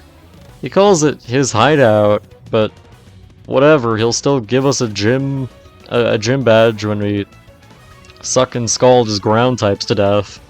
Also, he calls himself the greatest trainer. Yeah, become champion and then come back to me. I send out Nice and Double Nice, whilst he sends out a Doug Trio. It does massive damage with Earthquake. And Nice slurps the 3 Diglett, duct taped together, down with a single Mega Drain. Next up is Nidoking, and I'm fairly certain that I already mentioned that Giovanni had 5 Pokemon in this original battle in Red and Blue. An Earthquake takes out Double Nice and drops Nice below half health, and a Headbutt does little to anything. Essen is out, we get hit by Earthquake, and Nice holds on because friendship goals are overpowered. And we manage to take it out with a Headbutt and a Psychic. He sends out Rhydon next, and I laugh out loud. Of course, Nice outspeeds and devours Rhydon for a one-shot, and giving us back a ton of health as well. Finally, it's Nidoqueen but a Headbutt, a lackluster Earthquake against us, and a nasty plot powered-up Psychic get it down to red health. The final gym leader doesn't have any items for some stupid reason, and we finish it off with a Headbutt from Nice. So we get the final gym badge. High five our head parasite's tail for one last time. We get the Worthless in this playthrough anyways, TM for Earthquake, it's a great move. And we destroy a crime organization once and for all, until it returns like 2 years later, with that archer idiot in charge to try and fail to find the original and rightful leader of the first evil team in Pokemon. Oh, and I guess he once was the gym leader here, but left to form Team Rocket. Which just brings up more questions about how gym leaders work. Anyways, when we leave the gym, we meet back up with Blue, and he just kind of declares himself as the gym leader here. Again, the homeless gym leader really, like, it seems very plausible at this point. He also mentions that the Pokemon League has been trying to recruit him as a gym leader, presumably here. And I am honestly surprised that no one else took this position before him. At least this action of declaring yourself as the new gym leader, or the title being passed down through the generations, makes a lot more sense here than in Galar, where not 1 but 2 gym leaders are replaced by the end, with one requiring a vigorous training and interview process, and the other just being passed from brother to sister, which, honestly, I don't think that would work out in a region where the gym system is a lot more regulated, exclusive, televised, and organized than in other regions. Like, in Kanto, I can just run around all the gyms doing that, but in Galar, there's a specified order. I gotta get a uniform, I have to get recommended, I gotta do all those things. I don't know, something to get into in a dedicated video for the future, but I think it should be noted that I think at least half of the gyms here have some sort of dedicated audience seating built in. Which, why? Why would they have an audience, especially in a region where the matches aren't really like, come check out Trainer A fighting Gym Leader B. It's more like, oh hey look, a trainer showed up. How interesting would that be? Like, how many hours do you just spend in a gym? I'm going on a tangent again. Again, a dedicated video. Probably, maybe. This is never going anywhere. Yeah. Anyways, time for the final battle with Kevin before we get through Victory Road. Not much to say here other than he is still trash without any character development or meaningful interactions beyond the Cubone thing, which is a moment that I would have rather have a more likable and appealing rival like Hop or How have. Also, I really hate how his dumb battle intro pose is a crappy mimic of Blue's original one from Blue and Red. So as per tradition with all Pokemon rivals, he sends out the regional bird, and I send out Double Nice and Essen. Double Nice gets hit by Sand Attack, and Essen's Thunder Punch paralyzes, making Double Nice's Toxic completely worthless. Because of the paralysis speed drop, we hit it with a Thunder Punch and scald it to death. Garbage Rival then decides to send out the fantastic Vileplume. I make Double Nice switch out for Nice, and Essen uses a surprisingly weak Psychic, and it responds with a fairly strong Petal Dance.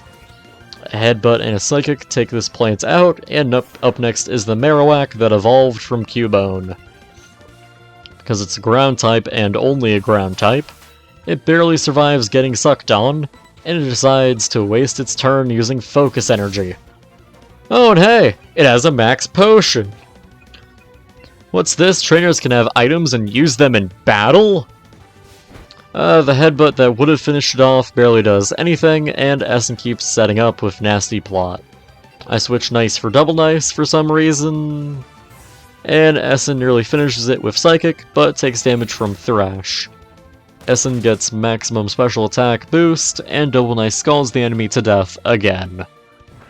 Yeah, Scald is a pretty great move at murdering things.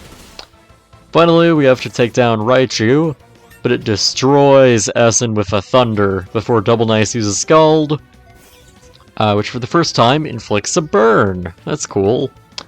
With Nice back out, Thunder hits again, knocking out Double Nice, meaning that he won't get any experience from this last battle, and Nice almost kills it with Mega Drain, but the burn damage knocks it out anyways, and we win the battle.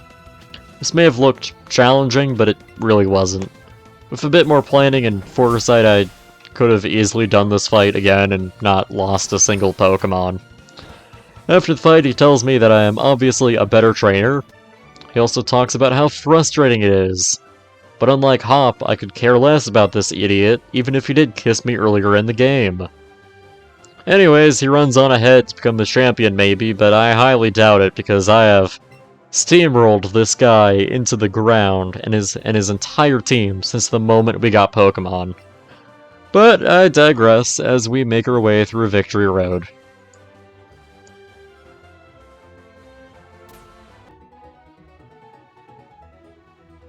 Also, a few of you guys might have wondered why I decided to evolve memes, and I did it mainly for two reasons. The first is that I can ride it on water, and I think it is sort of faster than the normal surfboard you get for surfing. The second is that I find it absolutely hilarious to have a Pokemon with super powerful moves that can only use the most powerful move in the game that barely hits, Splash. But that does bring up the fact that Memes does have a lot of health and decent stats, so it can actually take hits. Which isn't ideal for this, but yeah, for the future I'm not gonna evolve it if I do something like this again. Although I doubt that I'll have a 2 Pokemon in the next one. It's probably just gonna be a 1 Pokemon run if I do this again, but we'll see. If I get enough of a response from this, I'll do it again. Hopefully a lot faster. But overall though, still not a big fan of how you have to go through every guy here to confirm your gym badges instead of doing it at like one big thing or one main official that takes care of it. Also, I forgot to grab the secret technique for strength, because I wasn't sure if I needed that or not for the cave portion of Victory Road. Turns out I do need it, so I fly back to Fuchsia City. I have my head parasite learn it. I get the safari clothes, because why not? We fly back to Viridian City, and then ride Floof and Memes to get back to the cave quickly. I did a similar journey to this a second, a third, a fourth, and even a fifth time to go and heal. Except, you know, Verdian City, not Fuchsia City, but yeah. I spent easily over an hour here fighting powerful trainers, and then leaving the cave to go and heal. How wonderful. On the way through Victory Road, we accidentally come across Moltres, who I forgot was here. So we call down our support trainer from the sky and engage this powerful Pokemon in a very dumb and easy battle. I'm not going to commentate here because I've got to make cuts here and there, especially in this, as of the moment, a little over 30-page script. Hey, me from the end, it's 42 pages, not 30. But I thought I would point it out and leave this battle in here. I do have stuff to talk about these legendary encounters, not just in this game, but in Pokemon in general, maybe, but I'd rather save that for another video. Man, this one video is mentioned, and has probably maybe created like 5 additional projects to come after this. They're probably never going to see the light of day, but we'll see. Yeah.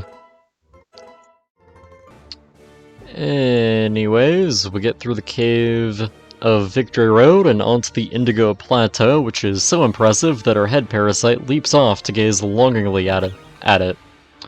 I'm then told to pick one of 3 dialogue options that make it sound like this thing is a valued member of the team. It's not, but I have to pick one. And it's so happy that it reattaches itself to my head, and won't let go until we beat the Elite Four and the champion. Yay. I do a few more fights in Victory Road, I sell off everything we don't need, purchase a ton of full restores and no revives because I'm an idiot, and finally show off our final stats. Also, I did look for the guy that sells the Mega Stones here, and he just wasn't, so unfortunately for us, memes will not be Mega evolving. But here are our stats that we are taking into the final battle. Something something low stats, something something bad moves, something something I don't care, I think we're ready. Especially with what I have planned with Essen. Also, I have a few PP ups and all that, but I'm an idiot and use those after getting into the league.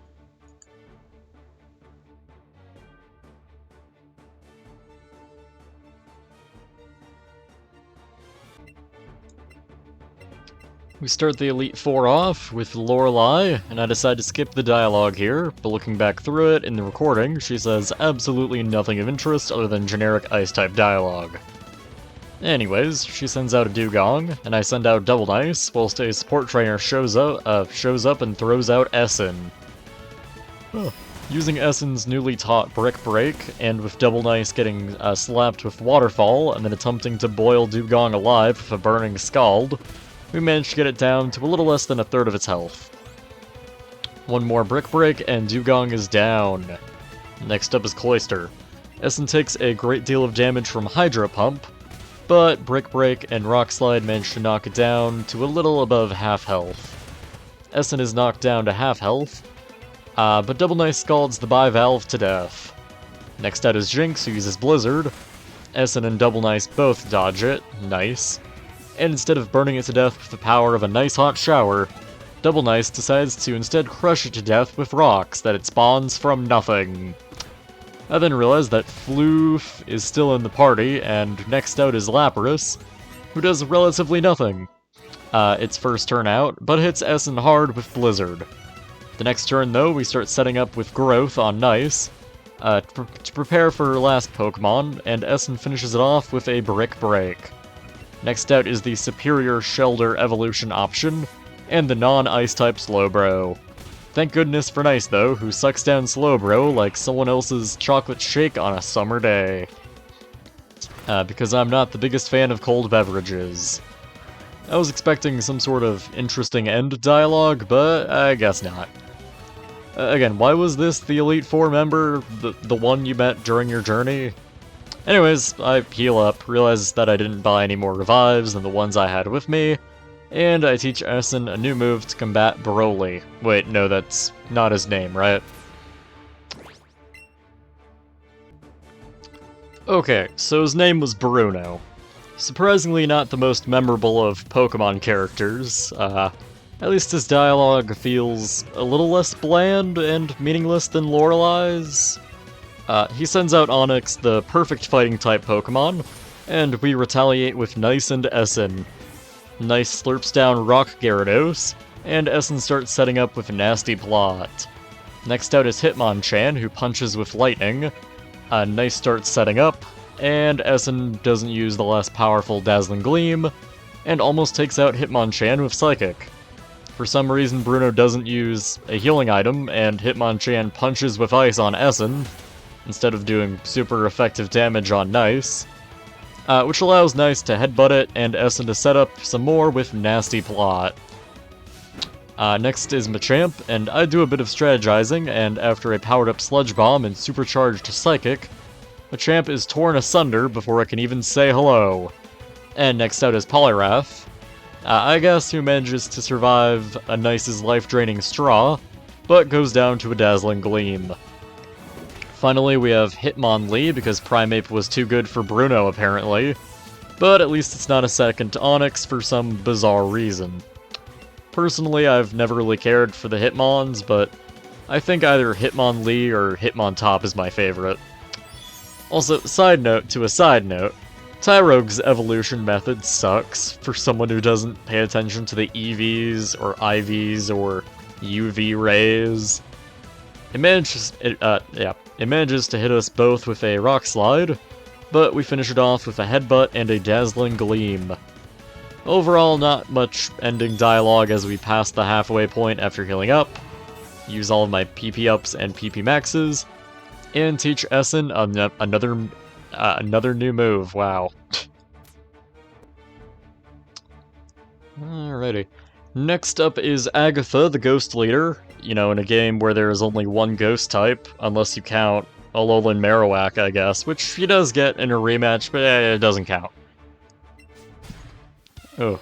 This is easily my favorite of the original Elite Four, and I find her connection to Professor Oak to be rather intriguing. And I have seen it brought up several times in various theory videos on YouTube and fan games, but, you know, I really wish that we could see her more often. But I would probably get sick of it and call it another bit of the devs thrusting Gen 1 crap onto us, because nostalgia, from people in their 20s or 30s who hate this form of nostalgia-based marketing. But I digress. At least Agatha shares my same attitude towards Pokemon being used solely for battle, not for collection, as evident by me bringing 3 unevolved Pokemon that are loosely connected to the funny number. First out is the non-ghost type Arbok, and I send out Nice and Essen, the former of which I immediately switch out for Double Nice, who takes a Poison Jab as Essen starts setting up. Having replaced Toxic with Stealth Rocks, I lay the terrain hazard down on the field, but Essen becomes paralyzed by Glare and nearly takes out Arbok with Psychic. Essen then recovers because friendship goals. Arbok knocks Essen down to half health, but we finish it. And I'm an idiot who doesn't know how Stealth Rock works. And up next is Wheezing, who gets one-shot by Psychic, and we bring out her ace, Gengar. Essen manages to dodge a Shadow Ball, because friendship goals, and a Psychic tears the ectoplasmic being in front of us apart with Psychic energies. Next out is a Golbat that nearly takes out Essen, but as usual gets one-shot by Psychic. And finally we face against a second Gengar, which might be her ace? I don't know. Yeah, she only has 2 ghost types. Essen gets hit by a Sludge Bomb, which finally takes her out. But luckily, Double Nice finally gets a hit in by hitting a ghost with water somehow. Remember guys, if you ever have an encounter with the supernatural, just hit it with a garden or shower hose. Grab a nearby bird, or clump of grass or swarm of bugs, and chuck it at the entity. And carry around a lighter, or a brick, or a slab of clay, or a block of ice for convenient ghost bludgeoning. It'll work 100% of the time. Anyways, Double Nice takes a surprising amount of damage from a Sludge Bomb, and a critical Sludge Bomb from Nice and scalding a spectral being to death somehow works. Overall, this was a good and sort of difficult battle for my favorite Elite Four member. Surprised we didn't lose a Pokemon on one of the earlier Elite Four members, but, you know, we carry on.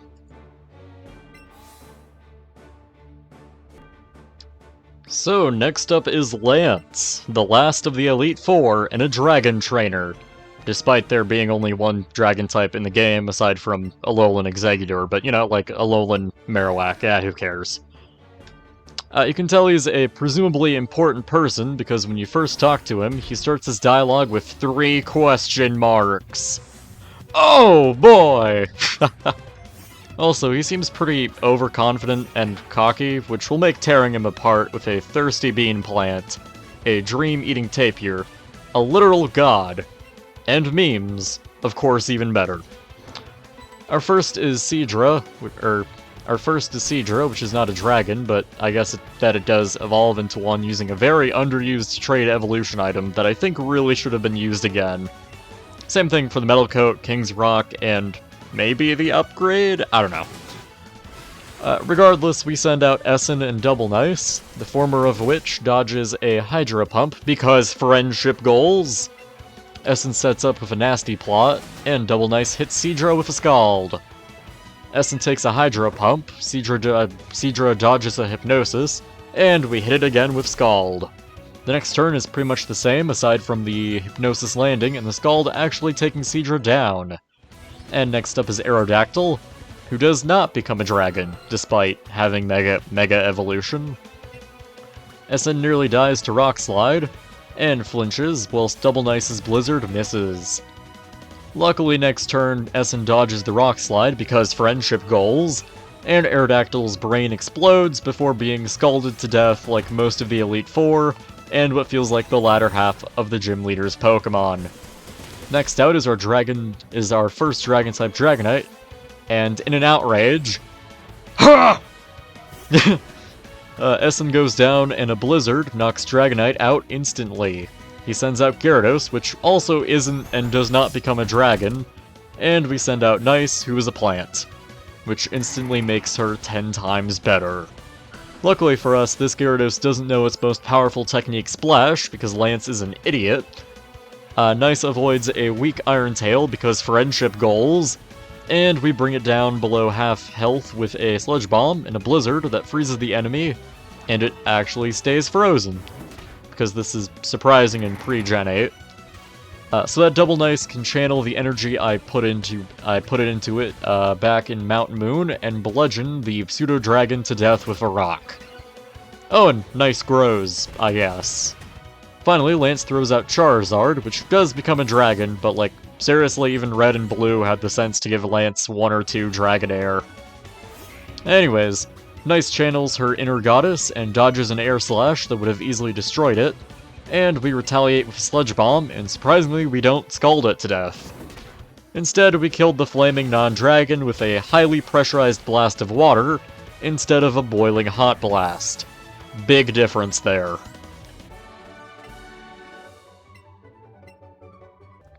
Anyways, we beat Lance, and for some reason he is surprised that he lost with his team consisting of 1 dragon and all flying types. But honestly, I see no way he could have won, because protagonist!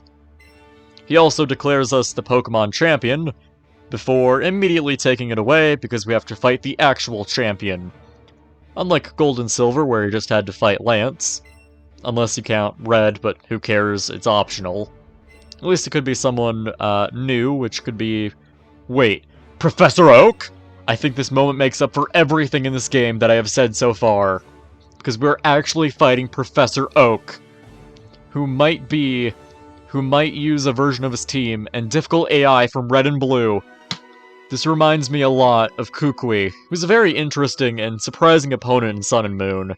But at least it just isn't a generic rival fight like How and Ultra— Oh, come on!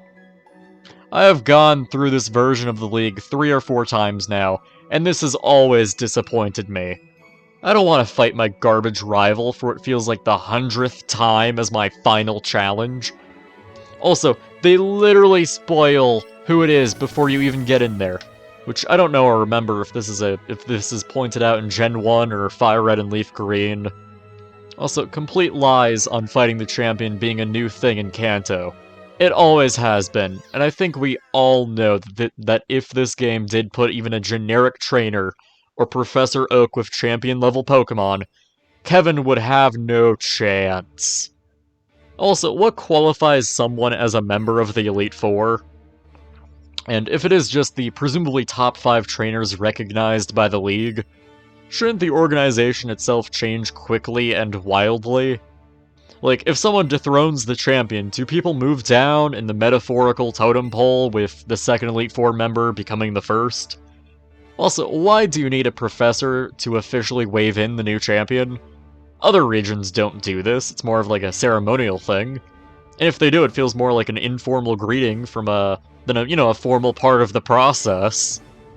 Also, kind of a jerk move to say that only one of us can become champion, despite Kevin having already gone through the Elite Four, and having met all of the requirements to become one, albeit a very bad and worthless champion.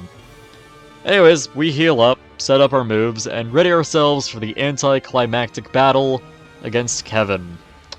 The garbage rival, the not blue, the non-Professor Oak, and the carrier and prime example of the disease that is modern Pokemon rivals. I hate this guy. But really quick though, here are our final stats and movesets. Yeah, we can 100% do this. Like, honestly, yeah. I know I said this would be really anticlimactic, but it could be, but we all know it's not. It's versus Kevin. Kevin can't do anything to save his life. Now it is time for the final battle of the run against Kevin. But first, we have to see a cutscene that the devs put in to make us feel like Garbage Rival is an intimidating and cool challenge, but he's not. And he is just as sickeningly chipper and friendly as ever. Even in his final moments of being champion, he rattles on about crap we literally just heard about not even 10 minutes ago. I've heard many people despise and greatly dislike the recent rivals, but honestly, I can tolerate how. In fact, I kind of like him, and I sort of like Hop's character arc, although it is very depressing and sad when you have no choice but to smash his team over and over and over again, which just deepens the guy's depression and identity crisis, and I feel bad, but I have to win. Yeah, anyways, time to fight this guy as he strikes a pose, and I stand around like a soulless mannequin. It would seem like the head parasite has finally gotten through my negative 1 brain cells, and has moved on to my nervous system. Also, game, don't call him champion. We both know that is a blatant lie. We send out Essen and Double Nice, whilst Kevin throws out a Mega Pidgeot. Which is the one thing that is kind of cool, and is the only reason that he is somewhat of a threat when compared to other champions, but eh. It uses Air Slash, and Essen puts it to sleep before Double Nice nearly converts it fully into a microwave dinner. Essen sets up, and Double Nice crushes a sleeping bird with falling rocks. Next out is the iconic Vileplume, and a powered-up Psychic nearly takes it out. But we miss Blizzard, and it starts charging up a devastating Solar Beam. Luckily though, another Psychic takes it out, and up next is his garbage Raichu. Like our last encounter, it tries using Thunder on Double Nice, but our luck is built up from taking like 3 or 4 Hydro Pumps to the face, and we nearly destroy the somehow lesser evolution of the series mascot with a Psychic and a Scald. I think we're going to finish it when Kevin takes me completely by surprise, and uses a Full Restore! For some reason, saving it after his Mega Evolved Pidgeot was knocked below half and was asleep. Anyways, Essen sets up with Psychic, and Scald does a good amount of damage. Raichu strikes Double Nice with Thunder, but because friendship goals, and because he is an actual god. Anyways, Psychic destroys it, and next out is Marowak. Strange how every opponent so far has used Pokemon and moves that are super effective against Double Nice. After struggling with Joy-Con Drift for a bit, we send out Nice. Essen uses Psychic like usual, and Nice tanks a Brick Break because I guess Earthquake wasn't an option. With that, Nice sets up with Growth, and Essen destroys the one interesting Pokemon that Kevin has, which is by default one of the most interesting Pokemon that a rival, no less any trainer, has. Anyways, up next is the second choice for a Fire type in the Sinnoh region. By the way, I'm picking Chimchar as my starter for Brilliant Diamond and Shining Pearl. Not just for the lack of Fire types, but because it is the only one of the Sinnoh starters I haven't used. So Nice is burned alive by Flare Blitz, which is really disappointing as I would have liked our first Pokemon to be with us in the end, but whatever, and Psychic almost finishes it. Kevin uses a second full restore for somehow, but we destroy its mind before Double Nice just scalds it to death. Finally, we have to fight the tank that is Slowbro, which is a bit scary, but honestly I could care less as we have already fought one of these against Lorelei. Essen misses Hypnosis, but Double Nice hits with Blizzard, which does barely anything, and he dies to a critical Psychic. We have to send out memes, and after a bit of debate with myself on what moves to use, I have Essen use Foul Play, which does a decent amount of damage. Memes uses a critical, super effective Splash! And Slowbro used Light Screen, so switching to Psychic and maybe killing this thing faster is no longer an option. The same thing as last turn happens, and Slowbro wastes his turn using Psychic on Memes, which doesn't kill him instantly, which is surprisingly the first issue I've had with evolving Memes. Next turn, through Essen, proves herself as the most valuable party member by taking out Slowbro with Foul Play. Although she didn't take as many kills, Essen was a consistent attacker, and her super effective attacks were incredibly useful. Oh, and also Memes learns Hydro Pump, which is pretty bad when compared to Splash, so I just replace Waterfall. Even when I strip him of his title and accomplishments, Garbage Rival still greets his loss with a smile and a beyond friendly compliment. God, I hate this guy. Like, seriously, he acts distressed for 1 second before returning to the stereotypical perception of modern Pokemon rivals. But yeah, anyways, Professor Oak enters the room, and before you ask, no, you do not fight him, and no, you cannot fight him at any point during the postgame. He congratulates us for our beating of the Elite Four and Garbage Champion, which wasn't hard at all, because protagonist! Also, he says that we have grown a lot since encountering the head parasite, but our character development and journey really began with us catching Nice, but whatever. Also, really like how Professor Oak basically tells Kevin that he put too much love and care and restraint on his Pokemon when battling, and that he should be more like the ruthless funny number. Basically the opposite of what he said to Blue in Gen 1 and the better remakes. Or you could interpret it as Kevin holding back because of love or whatever, but feel free to interpret it as anything you want to. Also, he calls what happens an extraordinary battle, but the latter half of it really wasn't. He then gives us the generic speech about how our victory wasn't just our own victory, but honestly we are a cardboard cutout that is occasionally a side character, and the Pokemon were the true main characters of any playthrough. And with that, guys, Funny Number dethrones Garbage Rival, and becomes Kanto's next champion, and the most powerful idiot in the land, who decided to carry around with him a group of unevolved Pokemon, because someone numbered them in the Pokedex with the funny number. And like that, our legend is forever recorded in the history of Kanto. Oh, and I guess Floof will be too, I guess. And memes, but again, my bad. But I'm sure, as you guys know, there is one last challenge that Kanto has to offer, and that is...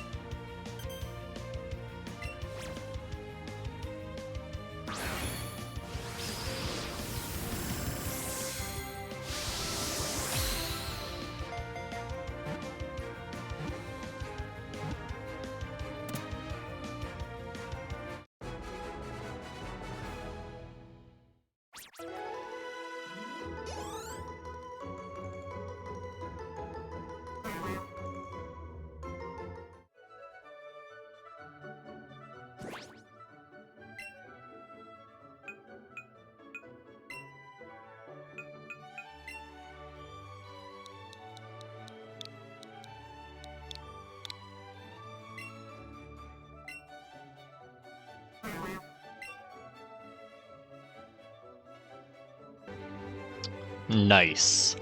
Anyways, guys, hope you guys really enjoyed this video that has taken... Oh, I wrote on the script a month or two to produce. That is... Oh my god, it's taken... Last edit was on August 20th, and that was on me, like, going through the script and marking where I left off. No, this is... I recorded this in, like, March of 2021. That is... alright. Anyways, and as a result, has taken up a lot of time that I would have otherwise used for streaming. Honestly, streaming has taken far more priority. Not of late, because Dungeons and Dragons with friends has kind of... Also, I'm getting I've gone off script. Anyways, I started recording footage in early April, okay, not March, and began really writing up the script a week or two after that. Not gonna lie, no, that's very incorrect. At least I don't remember. I also hope that you guys like the style of this one. Editing me, it's been fun. I know that not many challenge runs and the such go through the story and really discuss their personal opinions about it, but I have some thoughts about this game that I really wanted to share with you guys and throw out there in a rambling script that simply could not have been presented to you guys through, you know, an in-the-moment live stream, and I still agree with that. This was, yeah. But with that being said, guys, feel free to subscribe, as I might do this thing again if people like it enough. That's still true. If you guys really want me to do this again, I'll do it. Follow me on Twitch, where most of my content comes from, and I often do stupid things like this accidentally. Honestly true. Also, check out the Discord server, because the script was written before I had one. So check it out. And finally, feel free to leave a comment below. It's good for the YouTube algorithm. Also, go follow Madrybread on Twitter. He is a pretty cool guy, after all. With that all being said, have yourselves a great night. Yeah. Honestly, this has been a project that has just sort of been sitting on my computer for a little while, and it's good to finally work on it again, and to finally release it, and I hope you guys have enjoyed so much. I've put a lot of work into it behind the scenes, even if, you know, I stopped working on it to work on other projects and whatnot, but, yeah. Regardless, guys, I hope you guys have enjoyed. I've been Greengeist, and I'll see you guys next time, whenever that may be. Have a great night, guys.